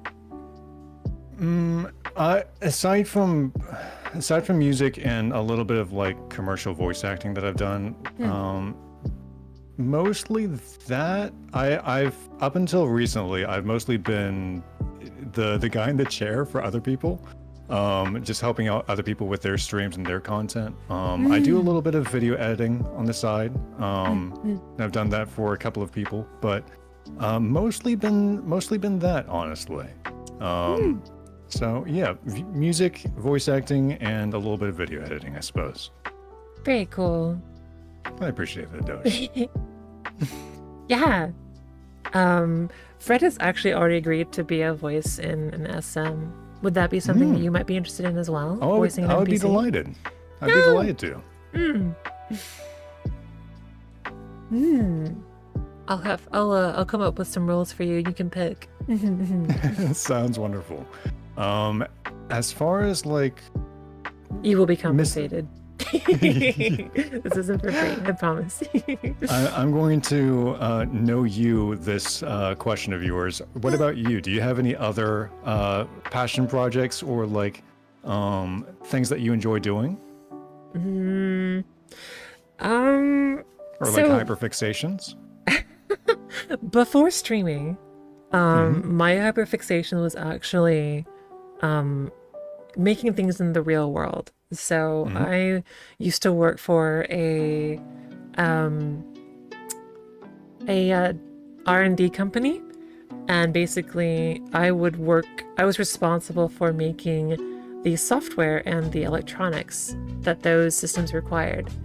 So one of the things I invented was like a very specific special vending machine. I'm being vague to protect my identity, but yeah, I used to be very hands-on and like I worked with the hardware very closely in robotics. But that kind of career is incredibly difficult, and I burnt out super quick.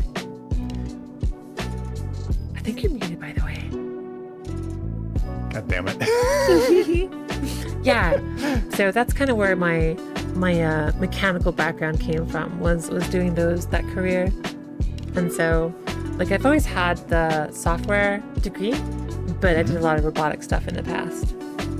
I think it's cool that you've integrated part of your past interests into who you are as a streamer and just into your design itself. So yeah, and that's where my 3D background came from, was designing parts to be fabricated. And so yeah, I've actually modeled what you see behind me. That's really impressive, honestly. I like I've mentioned this many times already, but seeing people like create things, whether it's art or anything like that, is basically me stepping into their imagination in a way, which makes it really cool to see what their mental space is, like what they can create mentally. So I find it fascinating personally. As a creator, it's incredibly frustrating how little of a glimpse I can give you into what I can see.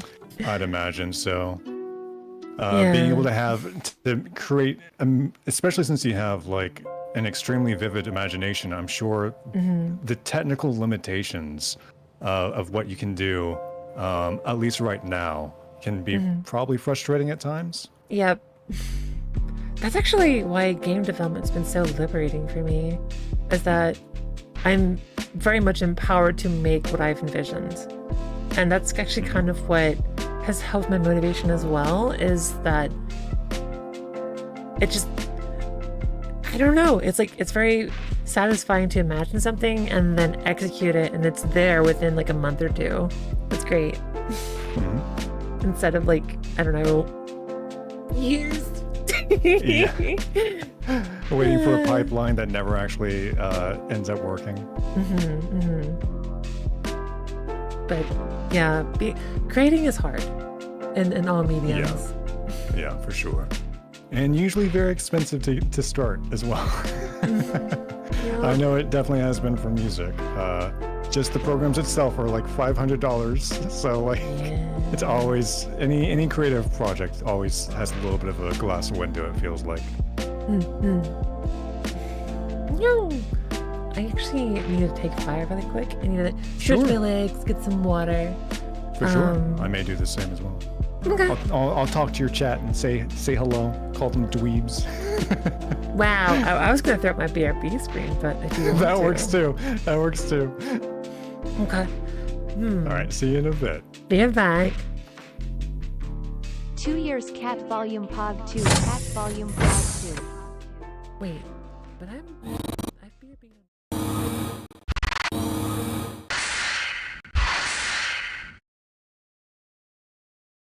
And was when you were doing that co-op stream with Azure on Halo.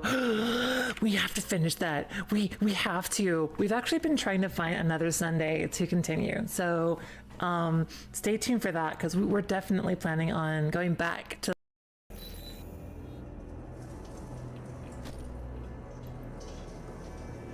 Does he say anything if I just stay here? I just want to look at you. You know, at this height, I'm the perfect height to do. And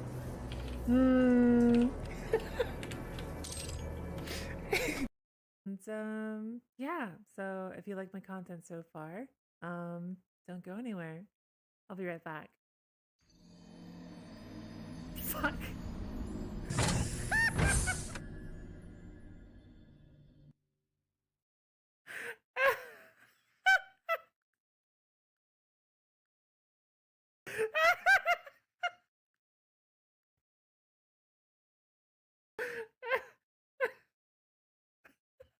And our winning lab rat with the most total science pellets is...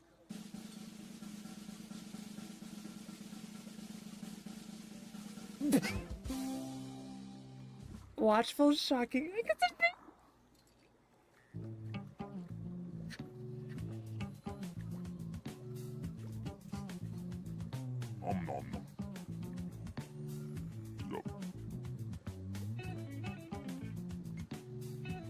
I don't know what you're talking about.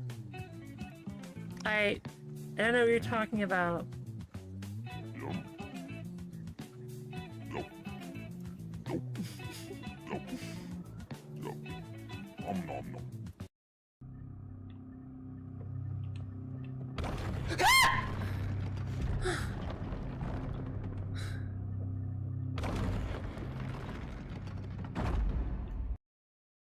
Meow. Yeah. Yeah. Yeah.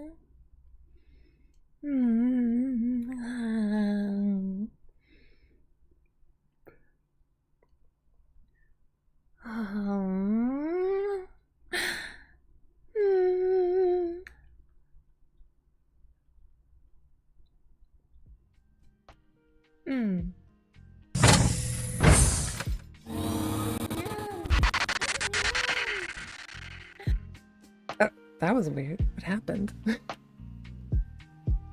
Hello? Bit? Uh-oh, I've lost Bit.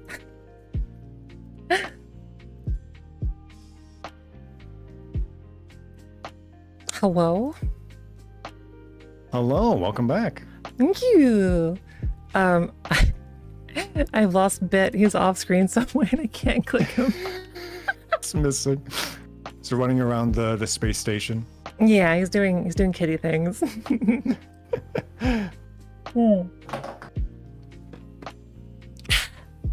do you want to talk about? What's on your mind? Do you have any not embarrassing stories, but do you have any funny stories? Either from streaming or from like working in your field or something like that? Bit is no more. It is back to its home planet. Let's see, funny stories. Because I have a bunch of stupid stuff that I could tell you, but I want you to go first. God, embarrassing stories. They don't have to be embarrassing necessarily. They can just be funny, silly things that have happened. Okay, I got one. It's more of like bizarre than anything else. So, Sure. I use the PC a lot, right? And ergonomics is very, very important, and proper posture is important to avoid injury. So I actually started getting some pains in my mouse hand, my wrist. And I've brushed up my posture, I sit up straight, all that good stuff, but it's still happening. And specifically my right hand, my mouse hand, around the wrist area. So I'm really confused because they're very inconsistent and then seem to match up with my usage. So, okay. And so far I make no headway, it's still happening.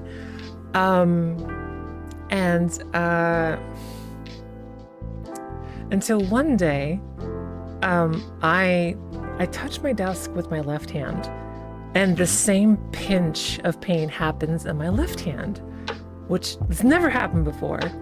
I'm like, wait, why my desk is hurting me? What is happening? It's not a repetitive stress injury. Yeah. And so, I have a steel desk. Oh no. Yeah. And so I go into go get a voltmeter and I measure the voltage from my body to the desk, and I measure 80 volts. Oh my God. Well, that was a shock. Yep. And I just for fun, I hold an LED in one hand and touch it to the desk, and it lights up. No way. Oh So, my God. I go through and check every single cable. I unplug everything. So there's nothing plugged in. I measure the desk in my body, 30 volts. I'm like, what is happening right here? So apparently it wasn't a live wire that was exposed. It's induction. So the more current my computer pulls from the wall, the higher the voltage is. And so I've been getting electrocuted for months. Oh my God, for months? Yeah. Oh my God. At least, hopefully now it's your wrists have been feeling better though. Yeah. And so what was triggering it is that if I touch my beans to the floor and ground my body is when the voltage is the highest. So I now sit with my feet not touching the ground so that my desk doesn't electrocute me. A good use for gamer posture, sitting on your knees. Yeah. Oh my God. But for months that was happening? I thought it was just I'm overusing the PC because I was doing the streamer grind and the game dev grind. So I'm on the PC 18 hours a day. And and it was all, oh my God. except for that one time, it was my right hand getting it because it was always in contact with the desk. Yeah, for that long though. I'm glad you figured it out though. Yeah. But oh my God. It's too funny. Oh my God. Results in health issues? Nah, I'm sure it's fine. I've had worse. I have some silly stories for you as well if you're down. Yeah, tell me. So my chat is probably aware of this. I have two of them technically. One of them is a pyromania story. Where I was a little bit into pyromaniacs a little bit, and the other one is related to me having a little bit of a hyperfixation to Power Rangers and getting injured as a kid. I'll let you decide which one you want to hear first. Tell me the They're pyro both story. stupid. Also, Okay. welcome, Sora. Welcome. So I obviously can't imagine things, so instead as a kid I decided to just physically act them out, where most kids would just decide, hey, I'm just going to pretend like I'm a Power Ranger or I from Naruto or something in their head. I would instead do it physically like a dumbass. Okay. This was close to the beginning of YouTube where everything was kind of scuff. This was really bad AMV, Naruto AMV stories and stuff like that. This was when Adobe After Effects was people would make Rasengan and Chidoris and stupid After Effects and stuff like that. I didn't have those. I didn't know how to use After Effects or anything like that. So my thought, brilliant Nathaniel Platier decided, hey, I'm going to make a fireball. It's going to look super cool. I'm going to put it on YouTube. It's going to get billions of views or something like that. And this is what I was just going to call it, the Naruto fireball handling jutsu.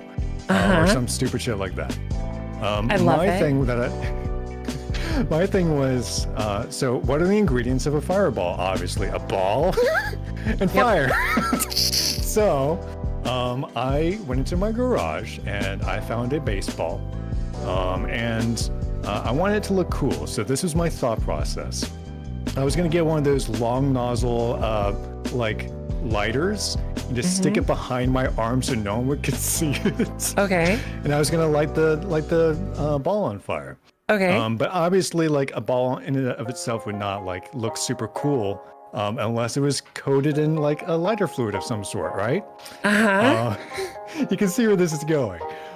So I didn't have any kerosene or anything like that, or like lighter fluid. But I did have gasoline. So I decided to just douse the entire baseball, just coat it until it was just dripping with gasoline, right? So I got that. I didn't want to make a forest fire or anything like that. I wanted to make sure I had good lighting and stuff like that, and I didn't want to light like the backyard on fire. So smart little kid Nathaniel decided that he was going to just bring it into his bedroom. So I get everything set up.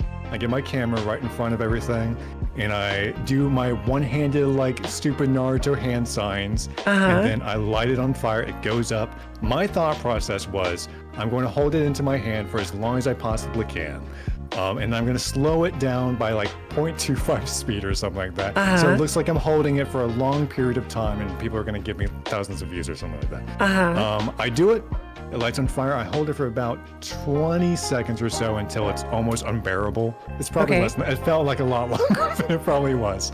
But I held it for as long as I could until it was just impossible. And I drop it to the floor.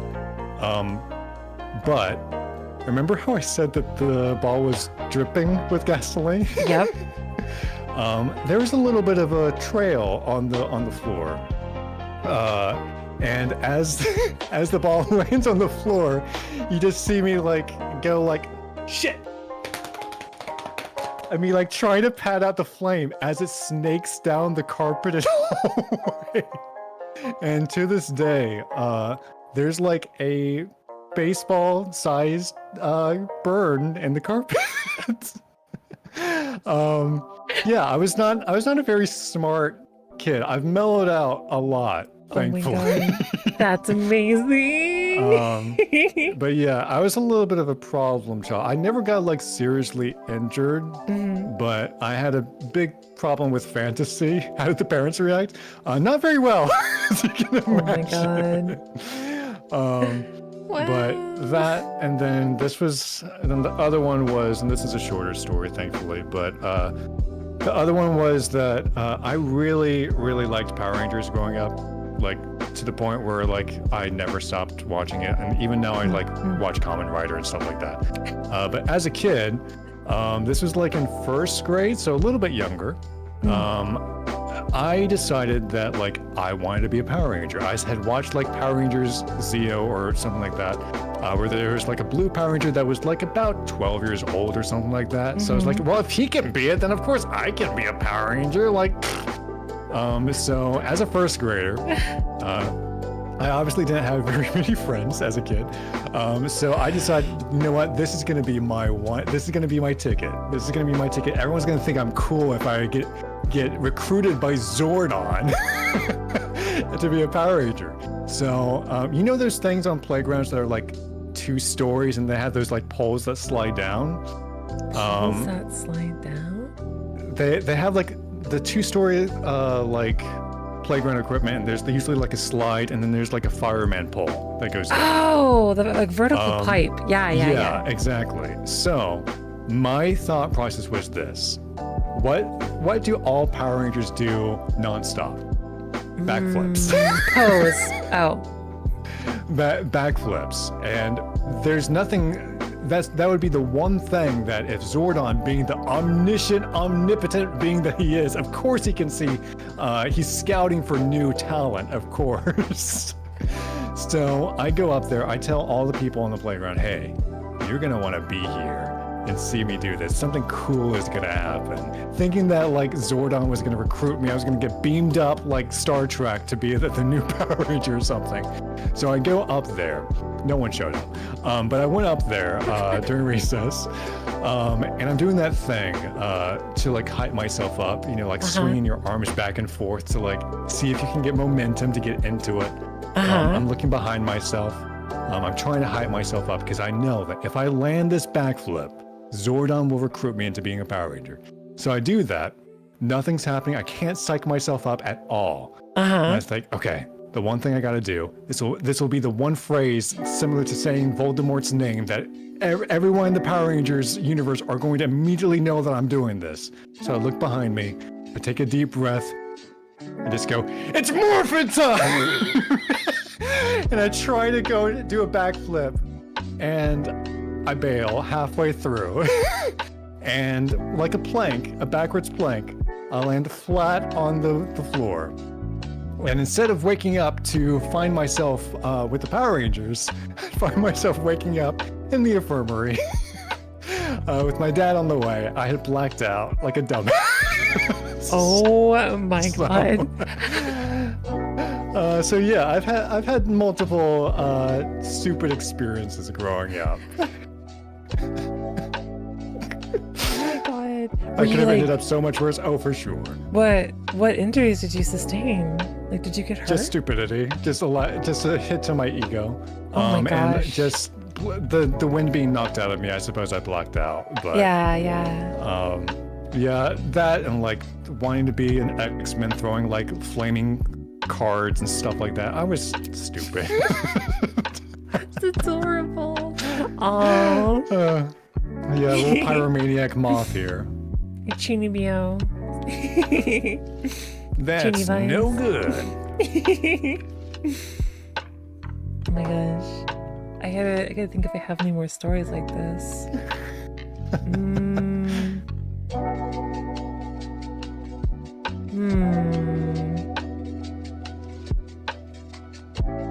Jeez. I need more time to think. Sure. I don't think about my past I also have a voice much. acting one that's related to Jonah and I. Yeah? If Go you need for more it. time. Yeah. So this was before Jonah got cast into anything big or anything like that. But there used to be a thing for voice actors called the Voice Acting Alliance, which is like a forum where you could find like casting calls and stuff like that. And usually with casting calls, they would have like an asterisk what you were doing and then the line beside it. So it'd be like an asterisk like hurt noises, and then like you would say like in a specific phrase like this is what you're like angry, like give me several of these or whatever, or like I'll kill you or something, and they'll have like the emotion in the asterisk. This was for like a stupid fan dub for like Kingdom Hearts or something, and I was gonna try out for like Xemnas, I think his name is, but they had on there for the tryouts like an asterisk anger, give me several of these, and then underneath that they said hurt noises, give me several of these, etc. So me and pretty much everyone, including Jonah and all these other dweebs that we play D&D with, we all thought that they meant like in pain to say give me several of these. So I was just like, give me several of these, give me several of these, give me several of these.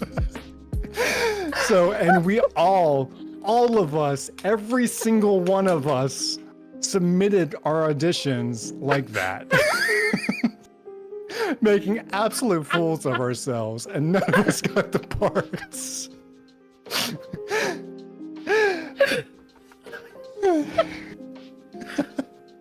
Oh my God, that's so good. So yeah, I'm a little bit of a himbo moth.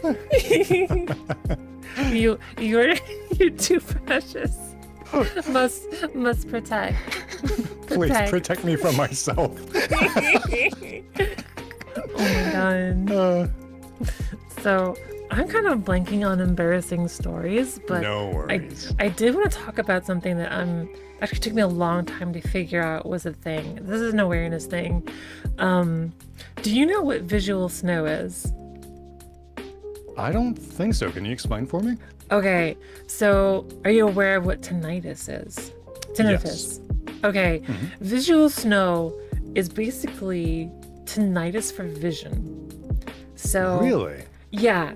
So basically, instead of like hearing extra sounds like a tone or beeping or something, visual snow is that people that have this will see a layer of static overlaid over Really? their Like entire TV static vision. overlaid? Yes. Huh. So it's super like I have this. I thought everybody had this. Wow. So I can't see pitch black. If I close my eyes, if I'm in absolute darkness, I Really? just see this like static. It looks exactly like TV static. But it's not Like as how like intense is it for you? Is it like slightly overlaid, or is it more prominent in like dark places? I'd Yes. imagine more so than okay. yeah. I don't see it in brighter colors because it just kind of fades. But the darker colors, it becomes very, very noticeable. So it becomes a problem when I'm trying to do things in like the dark because I have pretty bad dark vision actually because of it. But I thought everybody had this. Wow, that's really interesting. Yeah. When did you find out? When did you find out that that people didn't do that? Oh, I think I was describing it to somebody. We were having like a talk like this now, just talking about, I guess, our existence. And like, yeah, you know, I honestly can't remember, but it came up in a situation like that. And they're like, no, what? I don't have that. What is that? I'm like, what? You don't have this?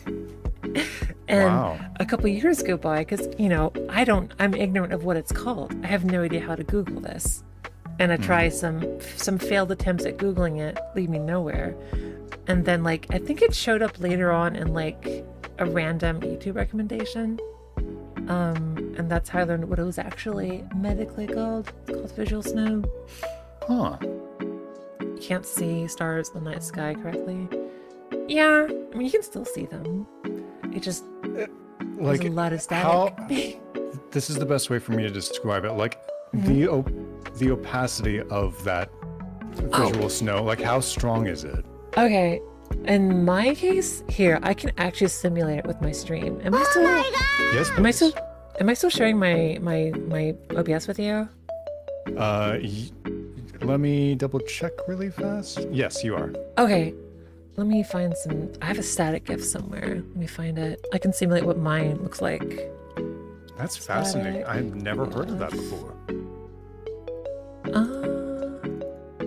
Yeah, mine's not too bad. Hi, Cloudy. Oh, this is like over the top. Let me find a different one. TV static noise. Yeah. Hey, thanks for the follow. I appreciate it. That'll work. Okay. Please don't play sounds website. Okay. Download. Give me all of the viruses.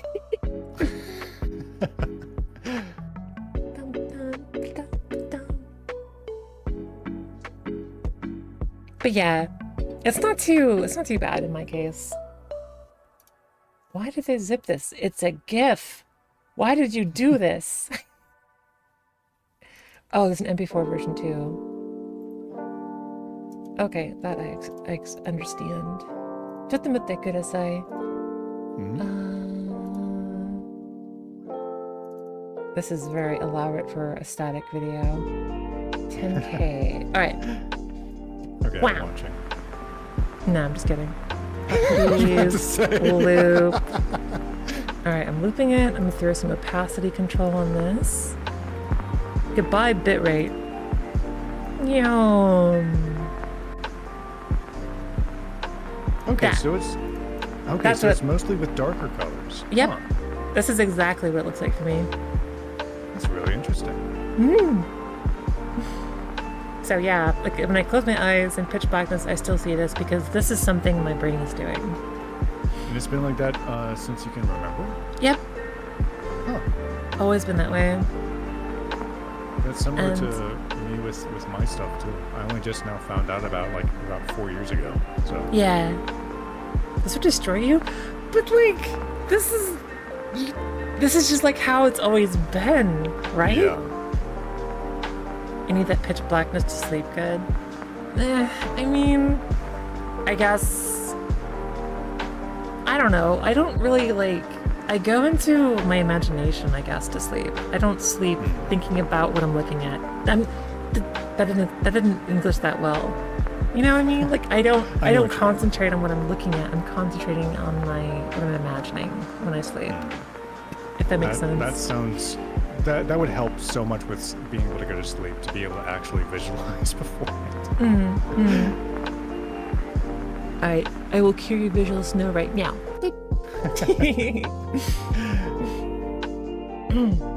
But yeah, on a similar note, since we have similar experiences but with different things, I suppose, since I have a lack of visual imagination, one thing that might be of interest is I still dream, but not with visuals. So I have kinesthetic awareness while I dream. And I'll know that when I'm dreaming that I'm the blue Power Ranger, but I can't see anything. It's like the monitor of my mind is off, but it's still processing all the information. So it's like Daredevil, I suppose, where you know where you are and what's happening, and that you know the information that's going on, and you can adjust your body because of that, but you don't have any visuals for it. Oh my gosh, I can't imagine that. I can't either.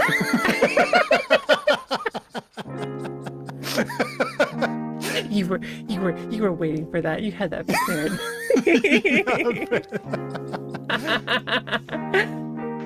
Oh my gosh.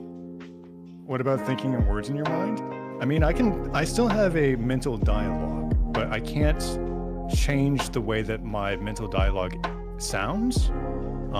So I can't make another voice in my mind or whatever, if that's what you mean. But it's always my voice. But, yeah, I can change I guess your inner voice. Is it your thoughts? What's your experience? Yeah. So my inner voice is just my thoughts, how I talk to myself. Supposedly some people can make it sound like Christopher Walken or something in their mind or whatever. I can do that. But it's always really I can't do that. So it's always just my voice, but pitched up or down, and I don't know if this might just be a me thing. I don't know. But whenever you think words, does your vocal cords go along with it, as if you're not moving your mouth, but your voice will tighten if you have a higher voice in your mind or something? I've never noticed that. I don't know if that makes sense. No, I know what you mean. But yeah, you're the same as me. Yeah. Okay, so for you with you, you said that you have hyperphantasia. So you have a extremely vivid imagination, right? Yes. I have photographic spatial memory. I can remember in great detail of 3D environments, locations, objects. I can take snapshots of what environments are in time and scrub through time. So I can imagine. That sounds like a fucking superpower. I'm sorry. That's cool. Did you play Cyberpunk? Can you rotate objects in your mind as well? Yeah. Wow, that's cool. Yeah. If you played Cyberpunk, if you know the brain dance sequence, you can scrub through time. I can do that with memory. That's fascinating, honestly. Mm-hmm. It's for me, mostly... mental maps, I can't do them. So my sense of direction is god awful. Yeah. So any games like Resident Evil or something like that doesn't have a map that turns with you, or that doesn't have a map, I will get lost very easily. Yeah. So. But the caveat to it is that I have to actively pay attention to build that model, to build that environment in my mind. Like if I zone out, then I'll get lost because I won't know where I am. Hey, John. So is that just something that happens subconsciously that you can just instantly recall something? Or do you have to like ahead of time, like scan an apple or whatever mentally and then like, or like a physical space and be aware that you're like taking in the details for you to do it? Okay. Does that make sense? It's both. So if I have enough exposure to an environment, I'll naturally memorize it. But if I can just actively focus on something and record it, so to speak. That's cool. So like those spot the difference pictures, I'm really good at those. I'm terrible at it. I'm so bad at that. You can swap models like right in front of me and just like ask me what the difference is, and I will give bullshit answers every time until you actually tell me, unless it's very obvious. But yeah, I guess other situations that it kind of gets me in trouble is that like because I rely on it so much for navigation, I can get lost if environments are too similar. Like I'll get confused about where I am. Carrot makes Oh, sense. because you have like carrot. mental muscle memory, I suppose, right? Yeah, like it's not. It relies a lot on my vision, if that makes sense. So if things are too visually similar, then I'll get confused about where and when I am.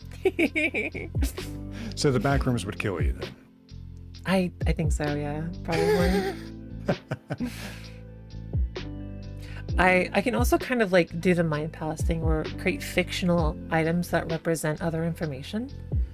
So like I have like this mental palace of a completely black room with a blue jean beanbag in one corner and a wooden oaken table with black wooden chairs, and there's a filing cabinet on the right of the room with a bunch of different files where I keep information about different things. That's fascinating. Yeah. For me, since I can't visualize, my sense of like tactile awareness, I suppose, like the texture of things or like the smell of things, I can recall that a lot easier. But anything else, like I can here you can actually do this now. There's an experiment where like if you look at a random object, you can, if you imagine yourself, you can kind of imagine what the texture would be like either on your fingers or on your tongue. The tongue is the most like sensitive to it. You can imagine what it would like feel, which is very strange, but it works for me. I don't know why. And you can imagine like what the texture would be. Yeah. I can like do that. for me, That's fun. that's like turned up a lot, like to the point where sometimes like it will make me uncomfortable sometimes if it's like a texture that like popcorn ceilings like that, just like looking at it sometimes can make me feel uncomfortable because I know what it feels like. So I had to like tune myself out from like visualizing that. And for me, since with meditation specifically I can't visualize, I instead like use like tactile things that I'll hold to remind me of the sensation of like calm. So I can like Pavlov's bell, the feeling with the sensation or the like smell of something. And that helps me to associate that smell or that sensation with that feeling, I suppose. Yeah. I definitely do that with smell as well. That's why when I do meditation sessions, I tend to recommend people to have like a specific scent that they have like to have in the background as well, so that they associate that feeling with that smell. That's the so mind's a cool. fucking cool thing. It is a cool thing. It's so cool sometimes. All right, let's go somewhere weird. You ready? Okay. Okay, have you, because we're talking about mind stuff and memory stuff, have you looked into hypnosis? I've tried that and it doesn't work for me because my imagination kind of has like a mental barrier, I suppose. It's harder for me, and I think it's probably because of mental stuff that I have as well, where my barriers are a little bit harder for me to open up, I suppose. That's it. From what I understand, hypnosis is a huge trust thing as well, where you have to have all your barriers down.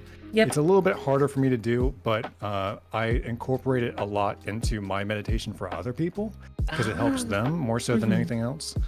So I'm not like hypno, but like incorporating small things into like guided meditation can help a lot for some people, I suppose. Yeah. But I've tried hypnosis a lot, and it's when I'm on certain substances, it's a lot easier for me to be. But it neuroplasticity just makes it a little bit easier to make those connections with that.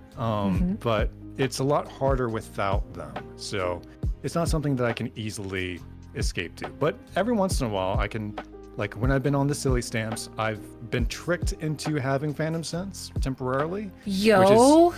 Yeah, it's been very strange because phantom sense is your mind tricking your body, right? Yeah. So it's the rubber hand experiment, pretty much. So like if I can trick myself if I'm on those substances, because the neuroplasticity allows you to make those connections mentally. So for a little burst of time, I can, which is pretty interesting. Oh my gosh, it's so cool. But what about you? Okay. I love it. I am an enthusiast. Oh, really? Yeah, so I'm very susceptible to it. Mostly because of my spatial nonsense. Spirals are super effective against me. which is funny because like I thought the whole hypno spiral bullshit, I thought it was all bullshit, right? But I always I believed in the hypnotist and their methodology, but I always thought like the spirals was like fiction. Turns out that's not the case. It's actually you can get hypnotized by spirals if you concentrate. So is there a reason why spirals specifically, or is it just that it's forcing you to focus on a single point in time, I suppose? So or in space. I think it's because my mind plays tricks on me with the spiral, and I know it's a 2D object, I know it's a bunch of pixels, but my imagination distorts it into a tube sucking me away, and I just disappear, if it makes sense. No, that makes sense. Yeah. So they're very, very effective, on me at least.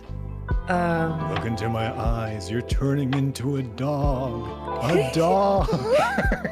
Yeah. But I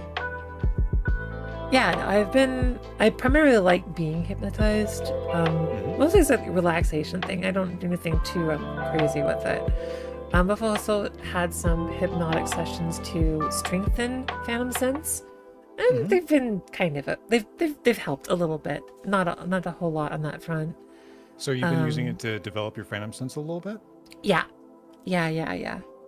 And so I don't know if you're familiar with I'm in a Discord for that has a bunch of professional and amateur hypnotists. I'm very curious them. If you don't mind sending it to me sometime. Yeah, definitely. They're a little pricey, but again, they're professionals. Of course. I'll hook you up. Yes, please. They're really, really good. I don't know how to describe it, but because there are hypnotic files you can listen to or videos you can listen to, and they're, they can put you into trance, but for some reason there's something about an actual hypnotist live in VR chat or Discord. It's just a lot stronger. I don't know how to describe it. I guess it's the presence of being there with you. It's less control that you have to have, I suppose. Because even playing a video or an audio file is you taking control of it. You know what's in the file or whatever. But having the live chaos of it is not chaos, but the unpredictability of it probably makes it a little bit easier to fall under, I suppose. Yeah, maybe. Regardless, the mind is fucking cool. It's so I find cool. It can do so many cool things. It's ridiculous.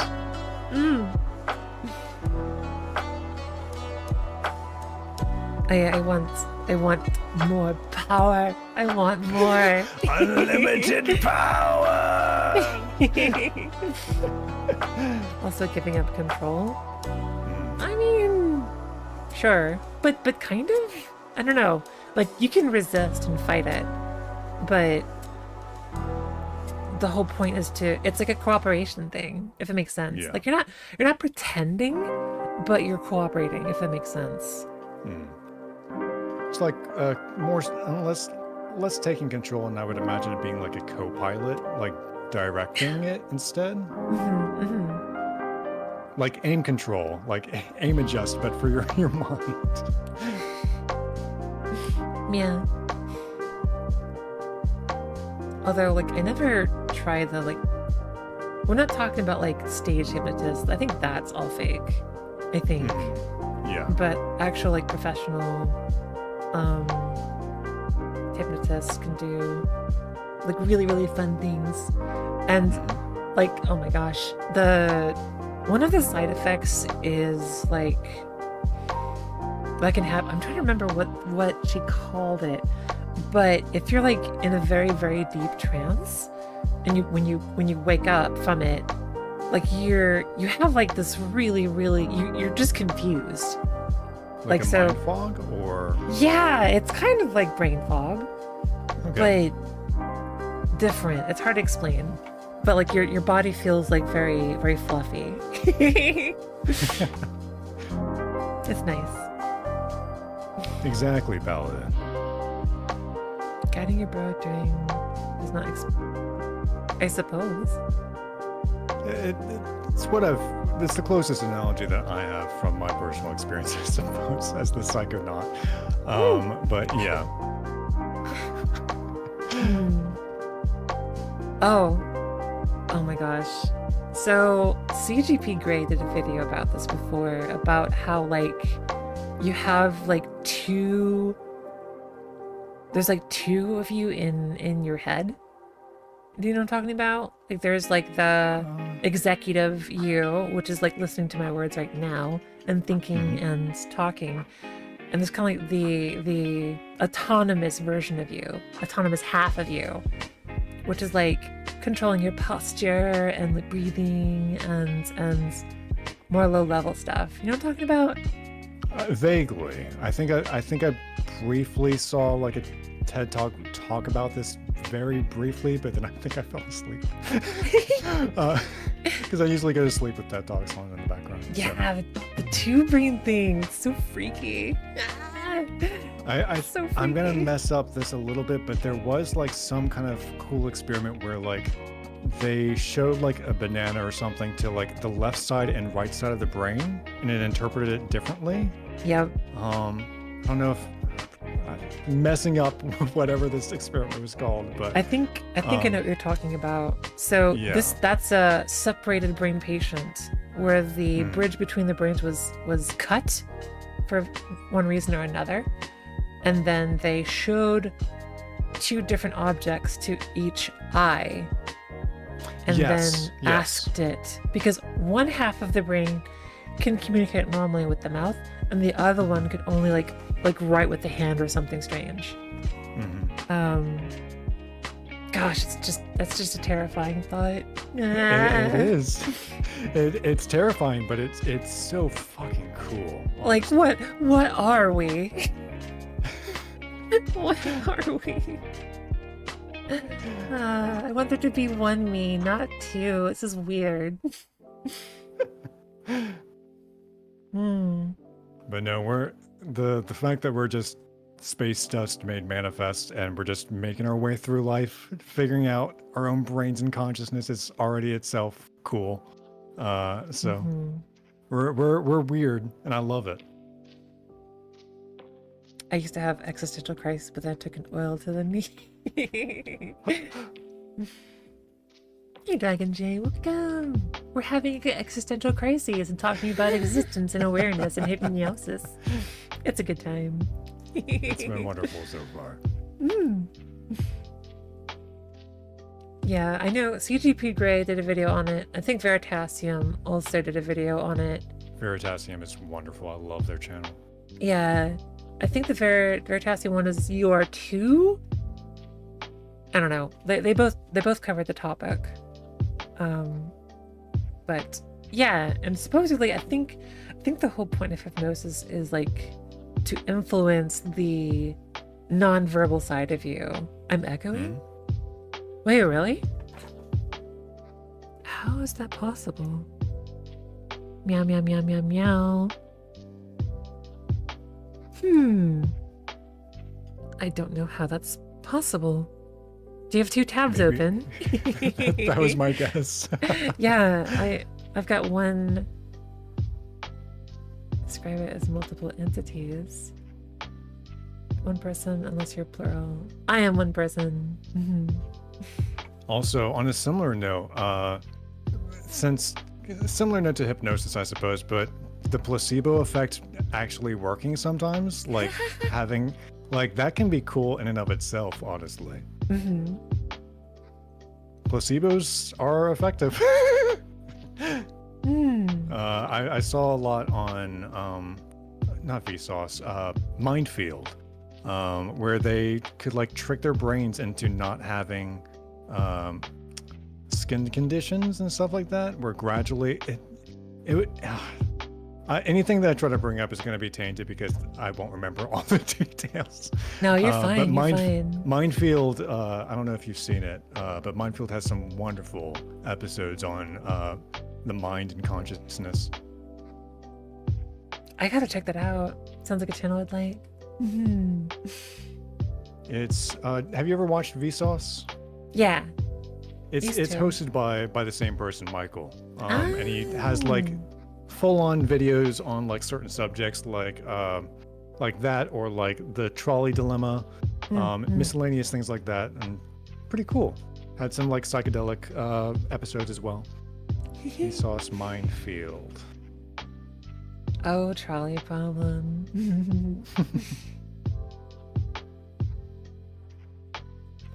Yum.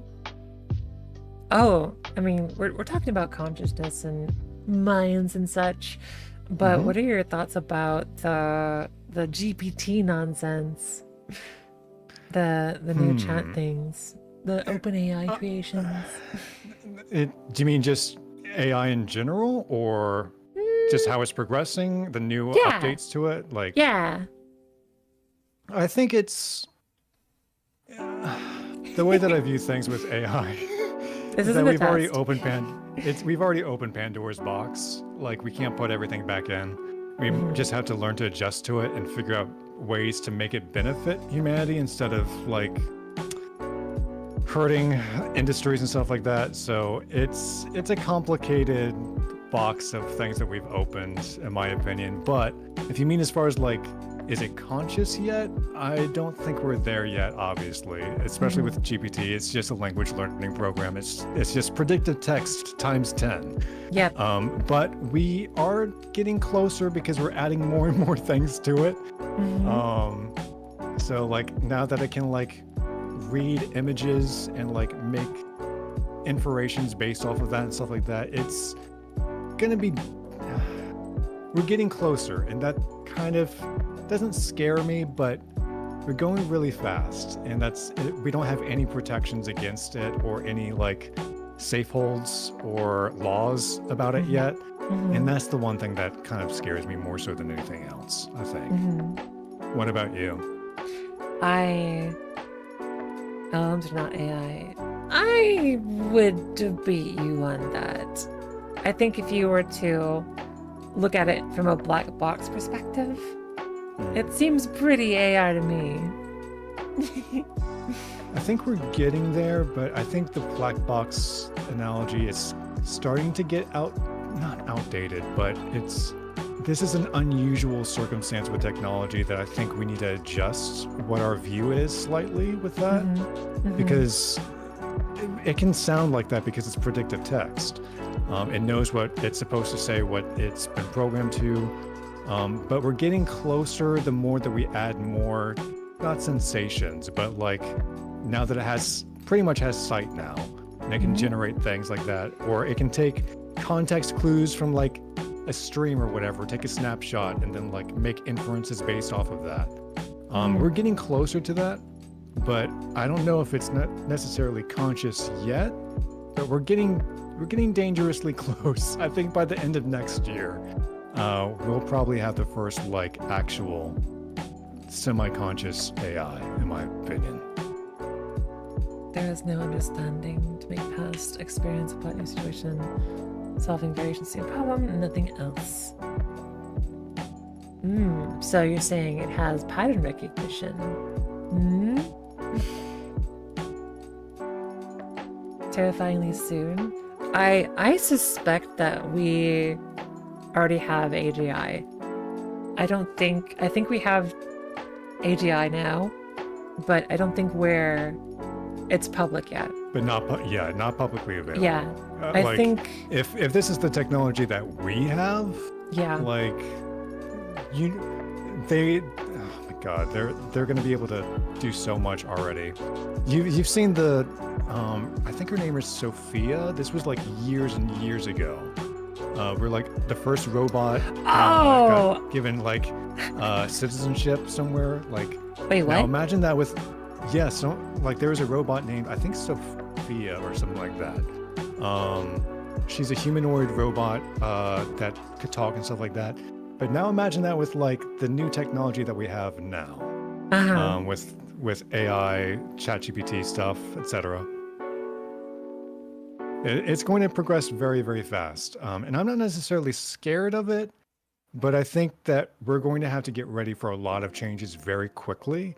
And I don't know if society is ready for those changes quite yet. I think that's exactly what OpenAI is doing.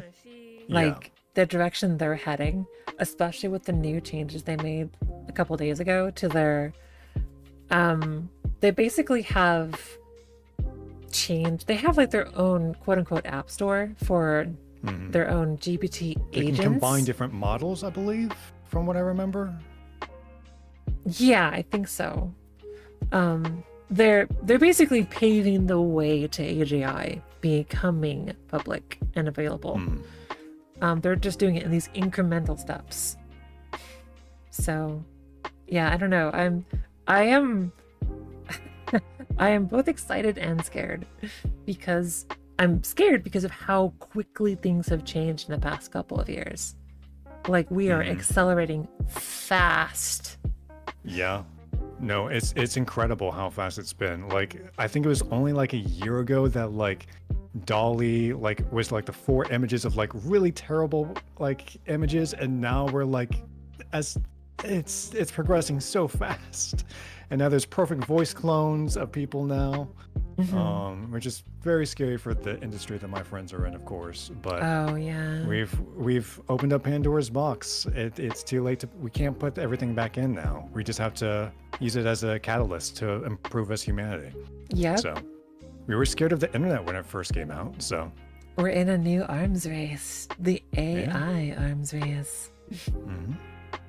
I think as long as we can make not safeguards, but like rules and regulations, I suppose, for AI in general, like then it'll be okay, which I'm hoping that they're doing in the background. I think people are finally starting to see in higher powers like what the potential of it is, both for good and bad. But as long as we have some safeguards up, then we'll be fine. But things are going to get complicated very quickly, and I'm glad that they've rolled out AI to the public first, as much as it's thrown a lot of people into chaos and they're scared and stuff like that. It's better for everyone to have access to it than for only like corporations or like the government first. This way we're at least aware of it. We're aware of like its progress. So we're not just suddenly, hey, here's all these like semi-conscious creatures that now we have to worry about civil rights for like AI and stuff like that. We barely have our own shit together. I can't imagine what it's going to be like when that gets introduced. So I'm glad that they're doing it progressively instead.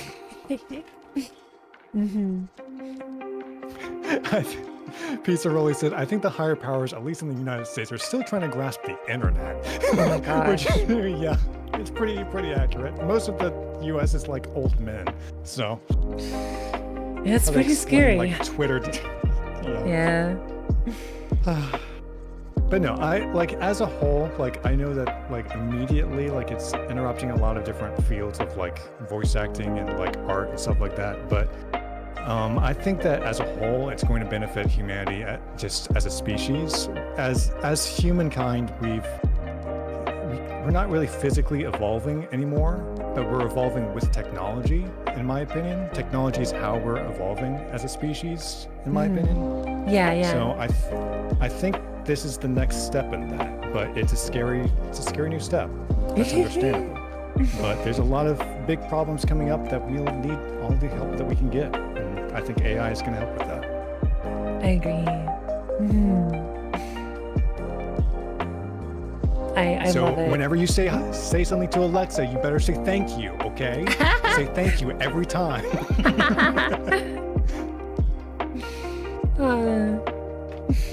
I actually did so when I got my software engineering degree, my domain and specialization was in machine learning and AI. All of that is horrifically out of date now, obviously. But I keep current on the new techs and read the papers they publish. But oh my gosh, I'm thrilled, honestly. This is so cool. What are some of the things that you're looking forward to the most as far as AI growth and development? So that's a good question. I guess from like a developer standpoint, I would like to have virtual assistants to assist with my creative endeavors. Like with game development in general, you basically need like 40 different trade skills to make a game. Yeah. And like I have no problems hiring people, but I have no capital to hire people with. So what do I do? Yeah. So I like having the option of, I want more tools to assist with my content creation, because the alternative is like I don't create, and I can't do that. I have to create. Please help me, I have a problem. I think it's going to be super useful. One of the things that I'm looking forward to is like generative AI as far as like video games is concerned. I think it's a very interesting field for this. So being in a VR space, for example, and having like a plot or like dialogue that is generated as you go, or is smart enough to know the plot of everything, has downloaded. I think ChatGPT already is having like full novels that you can download in it pretty soon. So being able to do that in a video game space where it knows all the lore, the interconnected stuff between characters, plots, etc., and being able to have a new experience every time you play, almost, could be incredibly cool. And being like more interactive and being physically, because VR itself, we're already like being more present in the game spaces, the worlds that we're visiting and stuff. Being able to have a generative random experience that's smart, I guess, it's going to be very interesting. But I think that's the thing that I'm looking forward to the most, just because I like video games, like all of us do. But that aside, like, I'm curious to see how it's going to affect like astrophysics.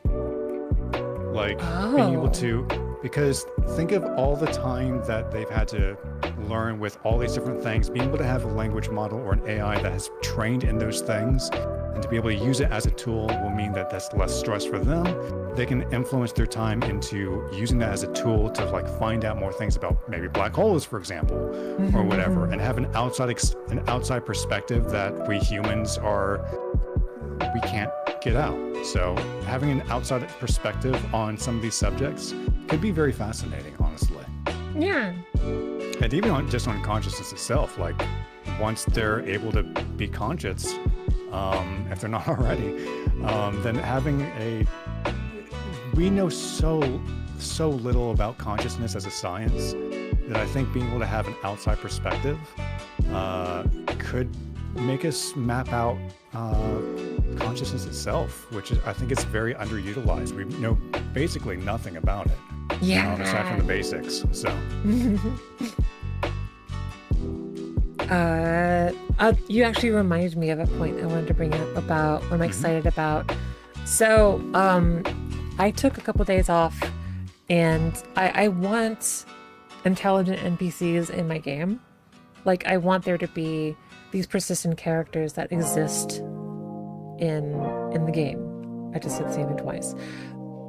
So basically, like, if you hire this NPC to come back, you can have a dialogue with it while it's working on your ship or whatever, and then they can leave. And if you hire them again, they'll recall the interaction you had previously and ask for updates and that kind of thing. So I grabbed some plugins for Unreal Engine, and I actually have an offline LLM that I experimented with. So I had speech detection working. I had this LLM working, but it's fraught with problems. It's very close. Not quite there yet, unfortunately. But yeah, I'm excited for, like you said, AI in video gaming and making our characters a lot more alive. I think that'll add a lot of replayability to single player games. We'll finally have that immersion we've been chasing all this time. For sure, yeah. Take care, Dragon G. Meow.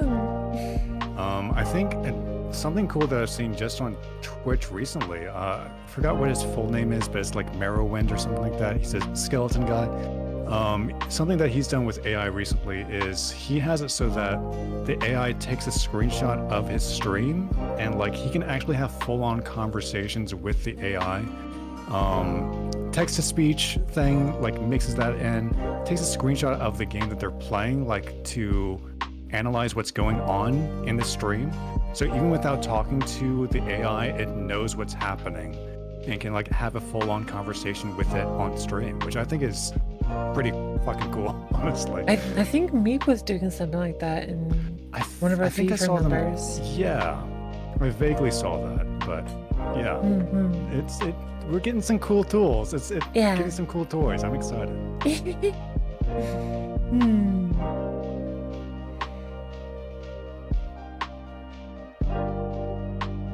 I'm excited.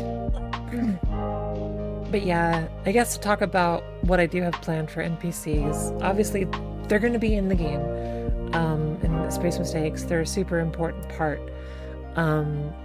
I was fascinated with Majora's Mask, how basically those NPCs in that game felt a lot more alive because they had a schedule. Like they actually moved around the world, they did things.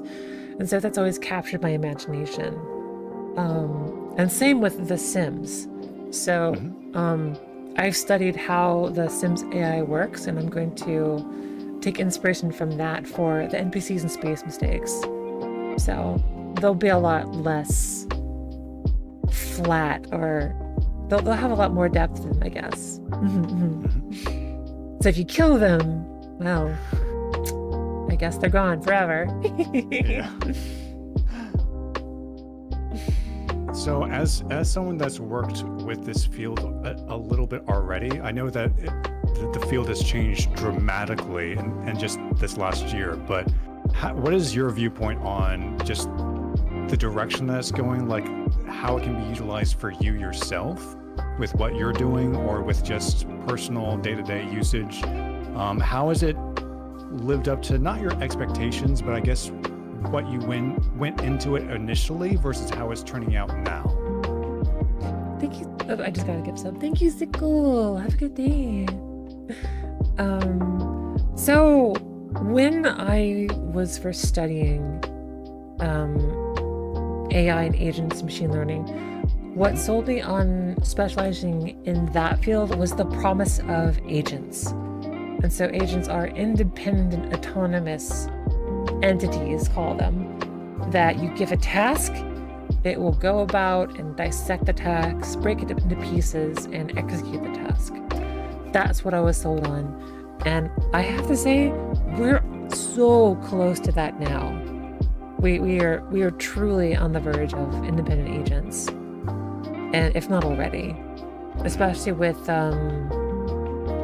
auto exec, auto G, autogen, that one. Yeah, we're so close. Like I feel like we're gonna have access to it soon.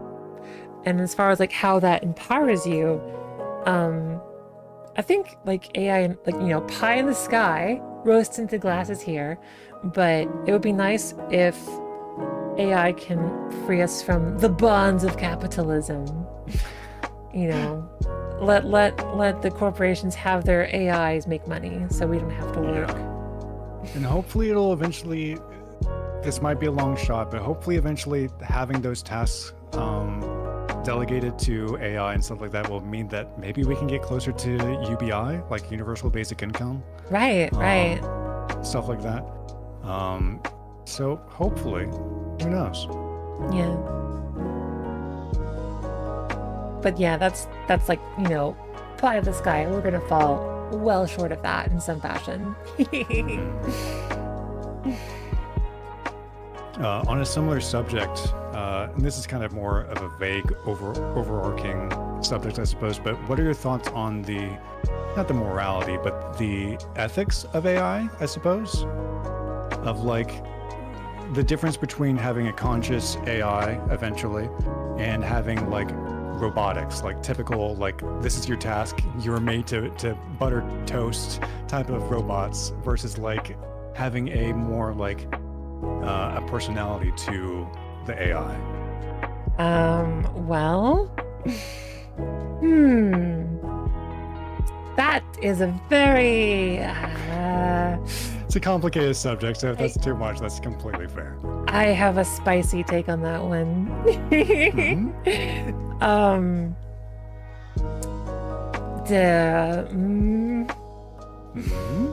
Well, just wait, this is going to be clipped like 5 years from now when AI is more conscious to be like, you said this about it. I know I have to be careful here.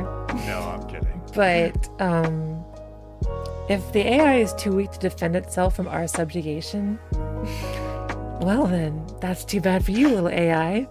You're a bitch. You're here to butter toast. That's exclusively it. You butter toast, and you can think about anything you want, but that toast better be buttered. Alexa, Google copium. Now take it.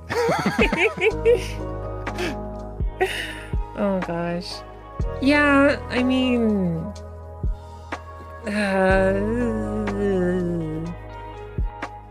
because this is a problem that we're going to have to face pretty sooner rather than later, I would imagine, especially with like, not even just like robotics, but I'd imagine like with even ChatGPT, like as close as it's getting, like the ethics of like how we treat robotics is probably going to end up having to change pretty soon, I'd imagine.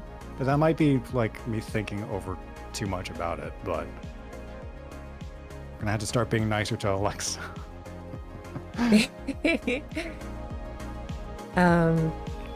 Gosh, personally, the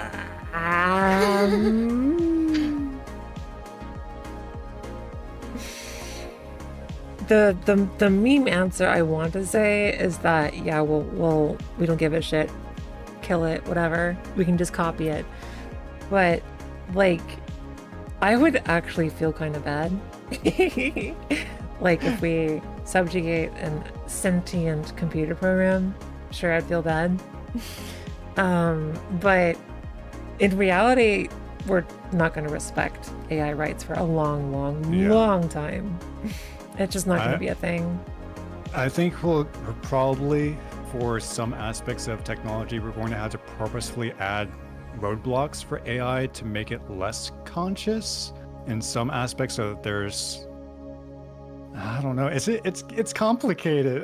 It's a weird subject, but we're here. Like, I didn't think that we were going to be here. This was science fiction like 3 years ago. Yeah. So I don't think we're gonna have AI rights long after they start asking for it. We're not going to give it to them. And eventually, through some kind of conflict and power struggle, we'll yield some rights to them. That's how I think it'll play out. But before then, nah. The thing, as long as it's not, we don't add too much of it all over the place, as long as it's like in certain like robotics fields, then sure. But as long as we don't like oversaturate the world with overly conscious AI, then we'll be okay. But we'll have to see just how far open Pandora's box opens with this field, because it's a lot. It's a lot of new stuff that we've not. It's kind of hard to like put a gauge on all this stuff right now, I suppose. But then again, I don't have a degree in robotics or AI or anything like that. So take anything I say with a grain of salt. So Yeah.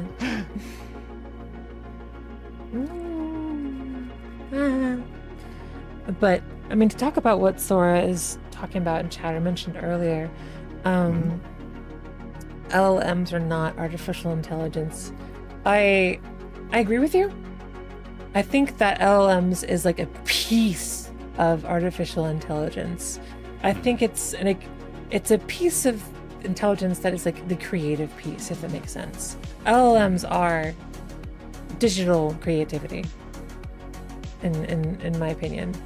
And we have that as well in our own minds. And I think that there are just other pieces that are missing. We have one piece of the puzzle now, and it's up to us to build the rest to actually achieve AGI. yeah, I suppose like we're mapping out different parts of the brain, but for like AI, I suppose, gradually.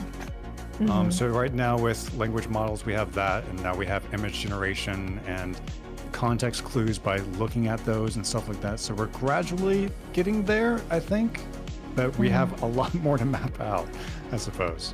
But eventually I'd imagine that AI could start mapping itself out eventually, right? That's part of what makes AI AI. Can build upon itself eventually, right? Potentially, I don't know. Yeah. We are learning machines. In order to create artificial intelligence, we must also create learning machines. So that makes sense. That's way too broad. Good. But thank you for divulging me with this topic. I know it's a little bit left field, but I enjoyed No, it. you're fine. I'm here to chat about whatever, moral or not. And I'll do it with the green glow that I can't get rid of.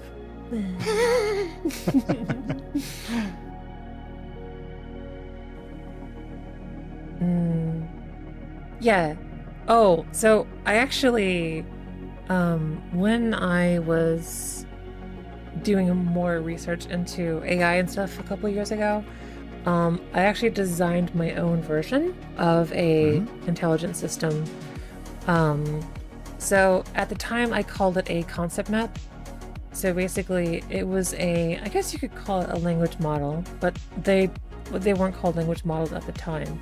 So basically I made a prototype of this system, but I couldn't scale it. I just didn't have the computer to run it. But the core concept of how it worked was that it was, you would talk to it in English, you would feed it information using the English language, and it would form patterns from the words to decipher what those words were, if that makes sense. So it's the same way of learning a language is how this algorithm worked. So like every time you would teach it, like let's say, for example, one of the test sentences was, cats have fur, cats have 4 legs. And so you would feed that into the system. It would create a new cat object. It would assign it like cats have 4 legs. It doesn't know what legs are. It doesn't know what cats are. But no, cats have 4 of those things. So it was like forming relationships with whatever you fed into it, based on the sentence. And so you could also teach it, dogs have fur. Do dogs have 4? You could actually query the system too. And said, do dogs have 4 legs? And it could, it would, I'm not explaining this well. basically, it looked for patterns. It's just a gigantic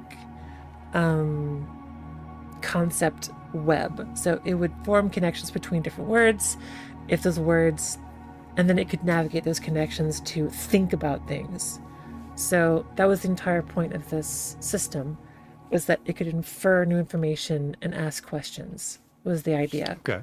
So if I taught it that cats have fur and 4 legs, and I taught it that dogs have fur, it could ask a question. It could ask, do dogs have 4 legs as well? Okay. So it could make those comparisons between those objects as well. And I got pretty far. I made a prototype in Python. I couldn't figure out how to save the data, and I was limited by my RAM, so I couldn't do a whole lot with it. But it was a fun experiment. Would that ever be something that you'd be interested in going back into now that the field has evolved more? Probably not, because it's just so completely outclassed by LLMs that kind of do a similar thing. But I guess the my version is a lot more rigid, whereas like the LLMs have hallucinations. Yeah. Which is just a product of how they're made. But the concept map is a lot more factual, a lot more hard connections, if that makes sense. It's not as fuzzy as LLMs are. So probably not, but it's something I'd like to work on again with what I know now. That's fascinating.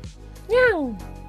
And so my idea was that you could just like feed it stories and feed it, Wikipedia, and it would it would learn everything on Wikipedia, and it could ask questions, infer new knowledge, and maybe even eventually like write tests to validate facts, like stuff like that.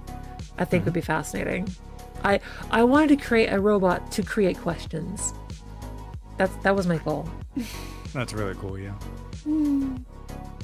Sorry, that was kind of wordy.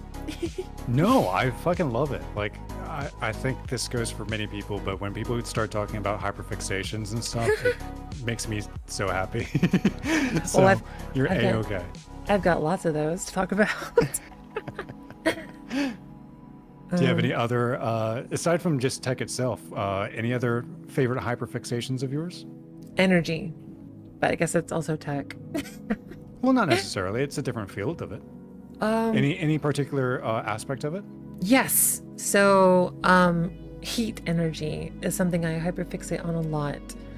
So, developing new machines that move heat around or use heat as a power source is interesting to me.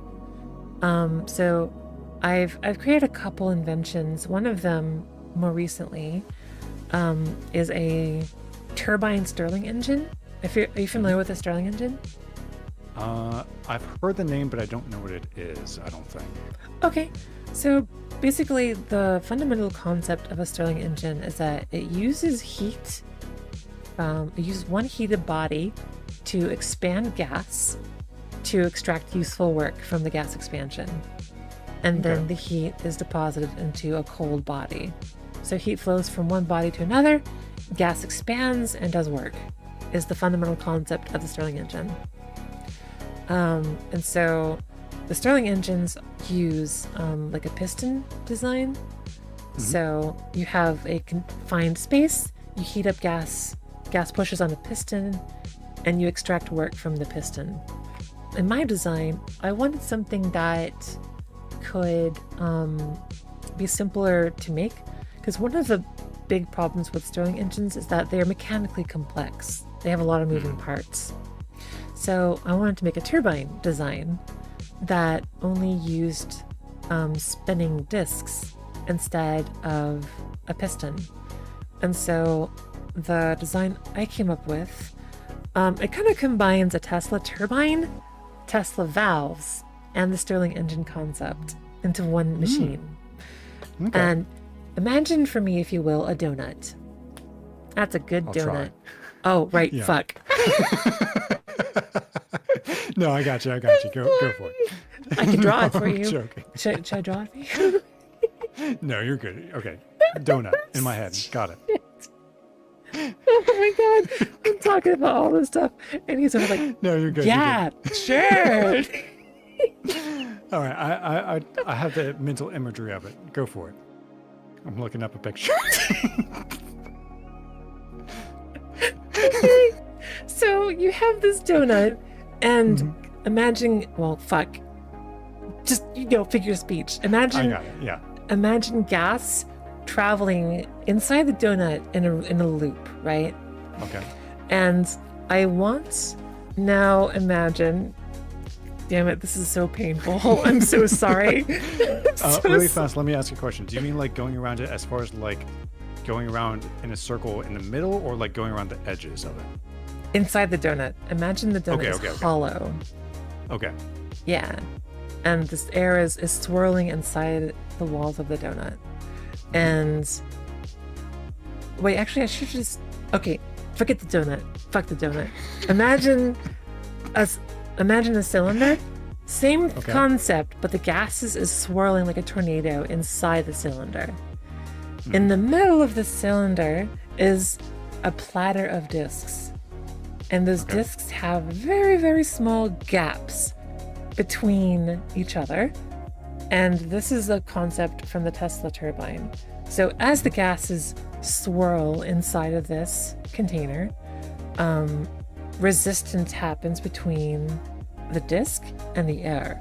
So the air will actually begin to do work on the disk, and the disk will begin to rotate.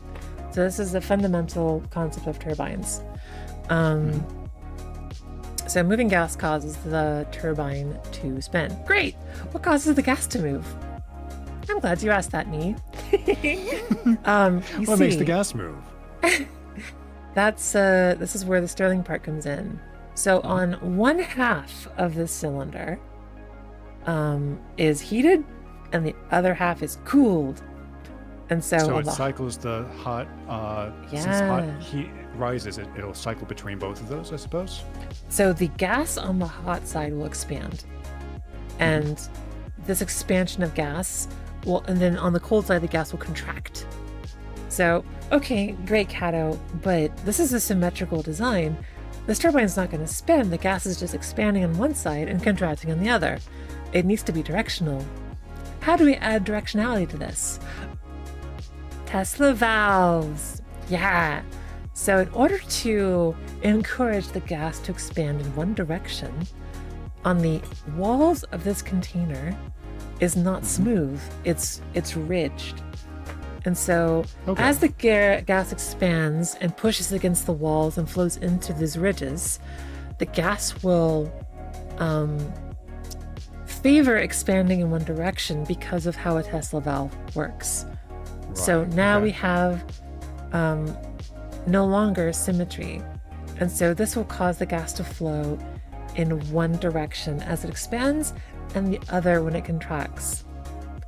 Are the ridges, sorry to interrupt, are the ridges like going the same direction on all sides of the tube, or are they separate directions to encourage the flow to go like circular, I suppose? I'm trying to word this as best I can.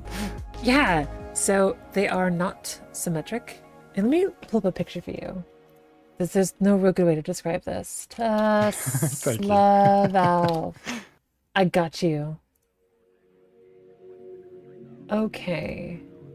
Copy, save image. Please don't give me a weird WebP design. All right. This, my friend, is a Tesla valve. Okay. What makes this special is that air will favor flowing in one direction over the other. Because when it flows through the top part here, the air will collide with itself. So air will take two paths here, and then on one path, it comes back into the other path, and that creates resistance. But in the other direction, it just freely flows. It doesn't want to go down these paths, if that makes sense. Yeah. So this design is embedded in the walls of the container. So instead of one path being the like one path is the actual inside the container, and the other path is inside the wall of the container. So I didn't explain that very well, but basically you have these bumps. Yeah, the walls of the container have these directional bumps, and as the gas expands, it will expand more in one direction because of this resistance. And that creates the directional movement of gases. And so I have for no the idea how to build ridges this. themselves, does that change the way the energy, like, I'm a himbo moth, so I'm trying my best to add to this. Cute. Yeah, so cute. But for the ridges themselves, like the expansion and contraction of energy, how do the ridges themselves?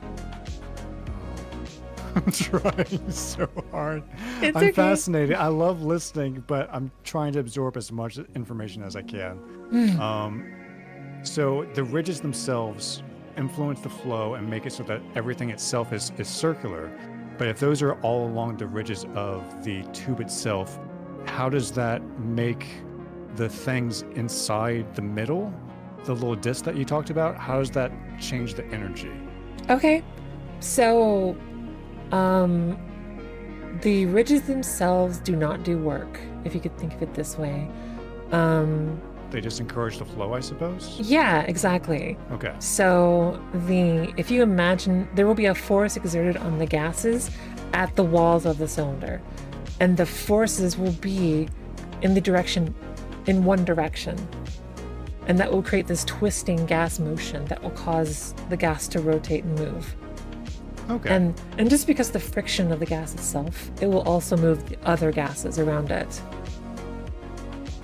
Interesting. Yeah, I don't really know how effective this will be. This is just a concept, just an invention. But I think in it's theory fucking this could cool, work. so. Yeah. Thank you for talking very slow for me. No, you're fine. I appreciate it. I love listening to science, even if I can only absorb like a little portion of it. I enjoy it.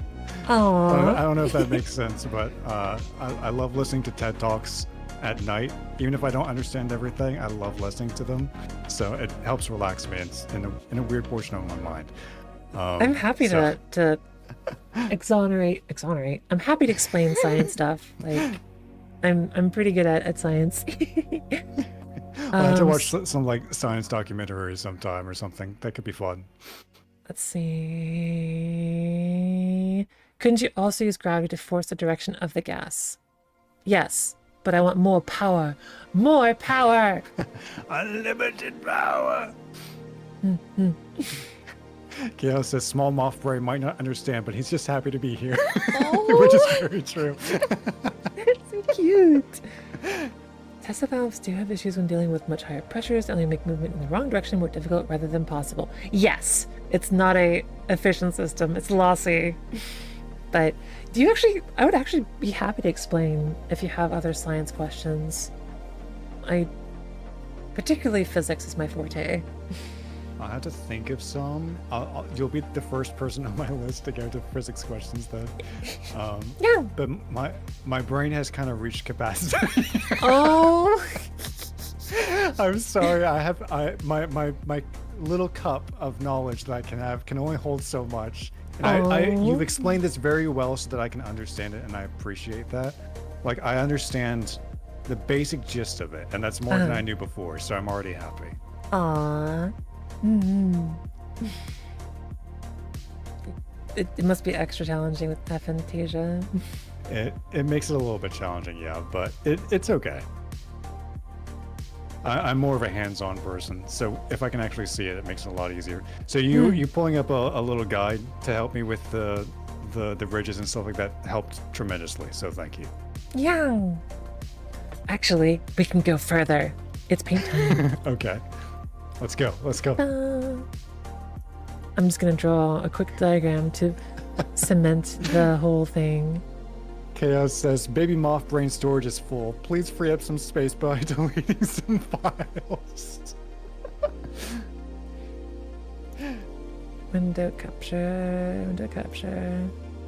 Add existing paint. I've done this before. Where's my paint capture? Paint. I'll make a new one. Ah, there we go. That's right. MS Paint is good shit. Okay. Good shit. That's some good shit right there. Right there. That's what I'm talking about. All right. Oh yeah, you can see. Okay, perfect. There we go. That's our container. We've got our disc in the center, like that. Comme ci, comme ça. We've got the cold gases going here. We've got hot gases going here. And how the ridges work, zoom and enhance, is like this. Let's see. So if it goes that way, it needs to expand this way and come in like this. And the ones in the center would go the opposite direction? There won't be valves in the center. This is just Okay, on the sides of the container. Like that.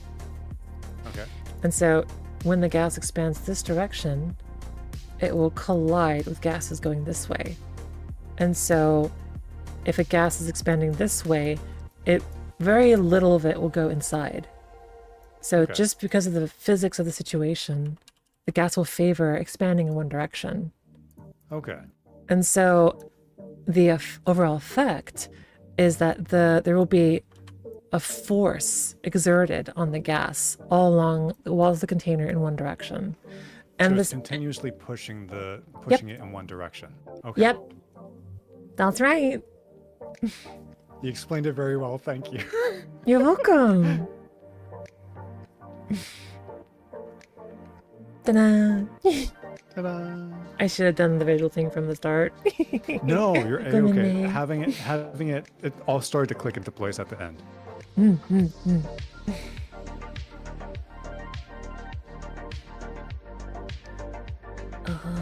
Space reduces strength of the structure.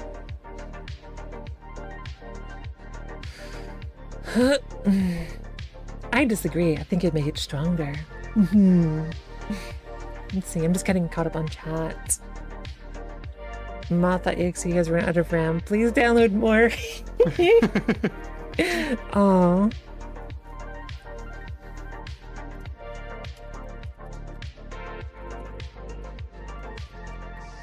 Bum, bum. Soka. More. I love physics. What? I guess going back to games and this at the same time. Okay. What game has had the closest thing to being with science and like physics as possible with mechanics? I suppose. With any of the physics or science that you like especially, are there any games that incorporated it really well and accurately? No. No. Okay. But I do love physics-based games. So Space Engineers comes to mind. The physics is really good, but oh my gosh, it is very, very clingy. I'd imagine so. It's a lot of extra rules to add on top of a fantasy as well, I'd imagine. Yeah, Gary's Mod comes to mind as well. Like super, super fun physics games. But again, unfortunately, physics engines have to take a lot of shortcuts to be performant in real time. And those sins they commit cause Clang, Lord Clang, to appear and begin to wreak havoc on everything. No game will be spared, not even my own. So, yep, my game will also have weird physics problems. Some have already manifested. If you walk on a gun, that gun will launch out at the speed of light. It's pretty awesome. I'd imagine, especially for a space game, it gets a lot more complicated with physics-based stuff, with integrating those things. So, Yeah. But yeah, Garry's Mod and Space Engineers are two physics games that I really enjoy. And soon mine. yeah, I think one of my favorites. I'll be really excited to try it out. Yeah, one of my favorite systems that I made was Gravity. So I have two different kinds of gravity fields. We have a linear field, which is like a big box shape of gravity, and it all points in one direction. And the other is like planet gravity, where it's like you have a point, and gravity points to that center point. Welcome, Kias. Thank you. So like making the planetary gravity was really fun because I did a couple different let me see if I can find it actually. I did a couple different tests with it where I made two planetoids right side by side, and I spawned a bunch of cubes and just watched the cubes like move around. Super, super cool. Let me find it for you. Yep. Sure. Where is it? I posted it on Twitter as well.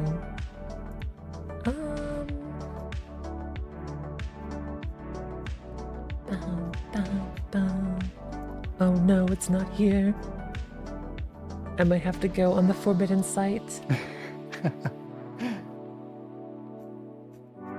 I definitely posted it here. Where is it? Scroll. I think I found it. Yes, I did. Okay. We download this and add it to my scene so you can see. What? Oh, is the gravity fields between both things interacting with each other, I suppose? Yep. So the That's gravity is pulling in both directions, and the cubes wind up in the middle. That's so many collisions. Oh, geez. Poor person. Lost to the void. Bye. Oh my gosh. Also, that was my previous model as well. Quite the glow up. I briefly touched on it, more so on the challenging aspect of game dev, but what's been the most fun thing to work on so far? Especially with learning new skill sets and stuff like that. I know that there's a lot of challenging things that I was like, what are the challenging things to overcome that have been fun? But just in general, so far, what's been the most fun thing to work on your game, period? Ooh. I think that is such a hard question. It's honestly, a lot of it is really fun. It's just so satisfying, like writing code and then seeing something visually happen because of that code, like magic. So I think maybe adding new models to the game is very fun. So recently I've been adding more of the playable races into the game. And so going from Blender to Unreal Engine and then watching the models move around in game is really fun. Yeah. So we'll say that. Adding models. Working on the bullet system was fun too. So like there is ricochet in the game. So if you shoot a wall at angles, they'll bounce. And so working on adding bullet ricochet was also really fun. Shooting is fun in general. But yeah, I think after the character creator is mostly finished, I'm going to start working on the drilling and mining system. So yeah, I want to start getting resource collection working. So yeah, I think that'll be that sounds like it'll be a lot of fun, because that's an entire class from what you've said for gathering and drilling and stuff like that, for gathering materials, I believe you said. Yep. So that's an entirely new genre of your own game that you get to explore, I'd imagine. Yeah. Let's see, indie games? I do! I'm an indie game developer. This is my first game. Will you be able to play them? Soon. TM. Someday. I so badly want to play my own game. You have no idea. I'm little by little carving away from the rock, and I know that the statue is inside. I just want to get it. I want it.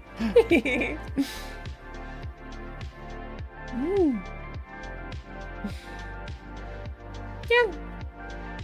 Oh, so if you go ahead. Okay, I was gonna ask you, what voice acting roles have you done? Can you do a little demo for us?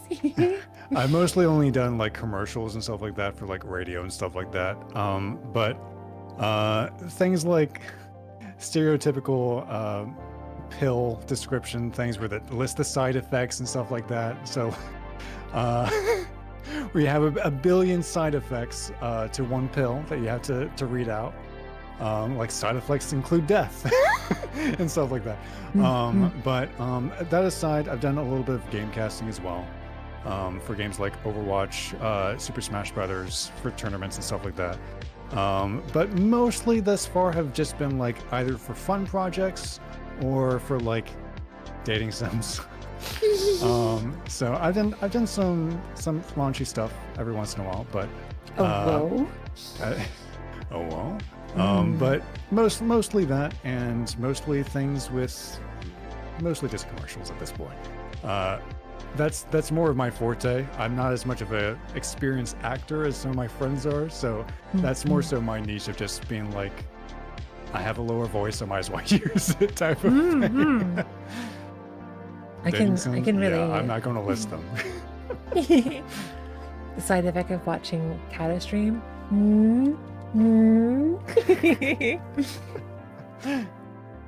Kato-based side effects may cause scritches. Oh, actually, sorry, you're listening, not me.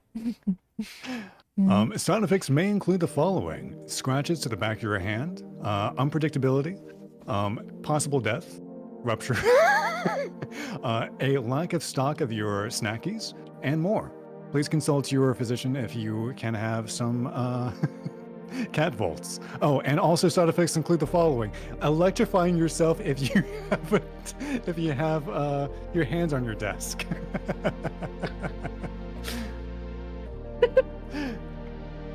Oh my god. Although I will not lie and say that I voiced for this, I'm not going to lie, but it's the only thing that I can think of to like sound like I've done something, because I can't think of any of the commercials I've done immediately. Wait, actually, no, I can't find it. But I'll just like fake one for now. Oh, okay. I suppose. The Overwatch League is brought to you by Omen by HP, the official PC and display of the Overwatch League. T-Mobile, America's fastest 4G network ever, and you. So get on the fucking payload. Oh my god. That's as close as I'm gonna get without getting anxious. Aww. I love it. I get to hide behind a screen, so I don't have to worry about it usually. I love it. It deserves a sub. It does deserve a sub. Sub to the sub moth.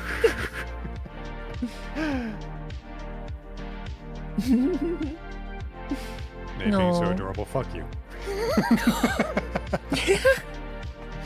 I'll be tsundere about it. I appreciate that, Dagger. Thank you so much.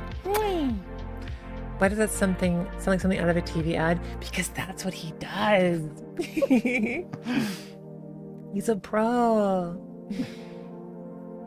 I don't know. I guess I know you used they them with me earlier, but I am she her. I do have a more androgynous sounding voice, I guess. I've actually always been super insecure about it. Streaming recently has helped me learn to love the way I sound, even though I don't sound like most women. But yeah, it's nice that other people have awesome voices and do stuff with it. I was muted. I keep doing that because I made the tilde key my mute button. I was going to say that like you have a genuinely very relaxing voice. I'll be completely honest with you.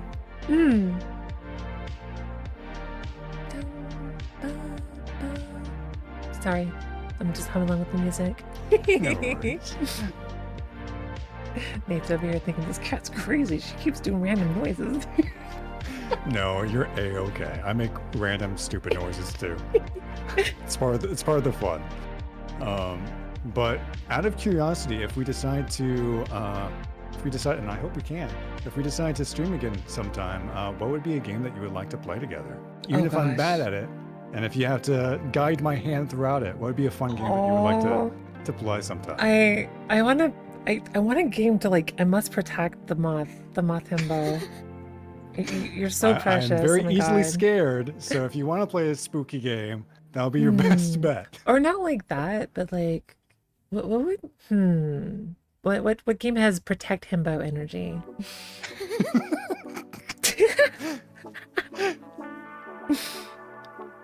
You know what? I can see that being like a game jam game. For sure. Put me in front of a puzzle and I will cry and ask for your help.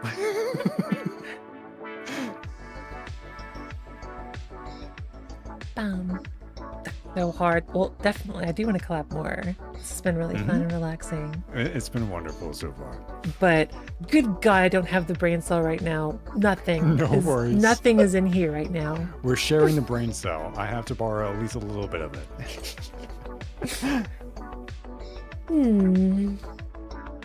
Oh my God. I have the perfect game. Civilization 6. Okay. I've not played it myself, but I've seen a lot of people say that 6 especially has been a lot of fun. So I might that'd be fun. Yeah, it's got chill energy. It's very, very complicated. So I will protect. Oh, another one also, because I've only played the bare minimum of the game. If you ever want to play Minecraft and teach me how to play, we do have that SMP. That's right. So we can always try that together. And if I'm learning the game with someone, I'll be a lot less intimidated by it. Oh, I'd love to. That's a great suggestion. I totally forgot about it. Wait, expansion, blah, blah, plus, yeah, sure. But yeah, Minecraft sounds great. I should probably stream a little, soonish, because I do feel my voice getting a bit tired. I don't want to push it too hard. That's have a long week of streams ahead. So, shall we end stream? Sure, sounds good. First of all, before we do, I just want to say I appreciate you letting me on. I've had a wonderful time. It's been a joy. And I can't wait to see more of your progress. It's going to be something that I'm going to be thoroughly keeping my eyes on. Oh, I mean, you can be a part of that too. I would be honored. Thank you. So, let's see. We need a target, a victim. Who else is live right now?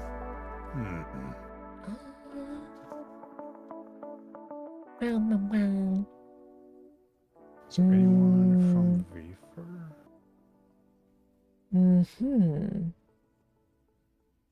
I'll double raid with you if you want to decide on someone. Oh, Nate is streaming. Wait a minute. Well, I'm about to end as well, so it'll be a very short-lived. let's just blow up Twitch and just raid each other as we end. Sure. See what happens.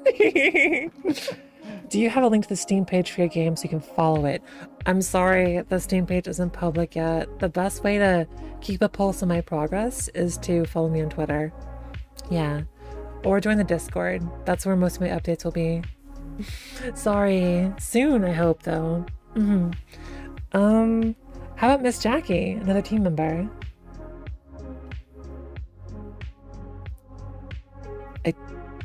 Nate? Huh? Sorry, what? You. How about you rated me? I had to. You don't look at me like that now.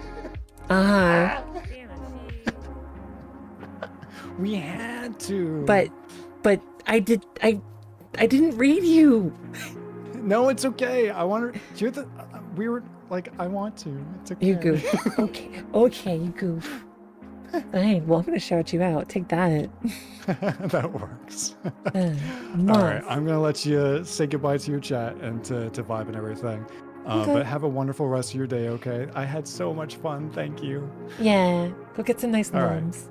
Right. Okay. Bye. Bye, everyone. I'm gonna raid Miss Jackie. So, I'll be back tomorrow. Bye, everyone. Thank you. I pushed the wrong button again.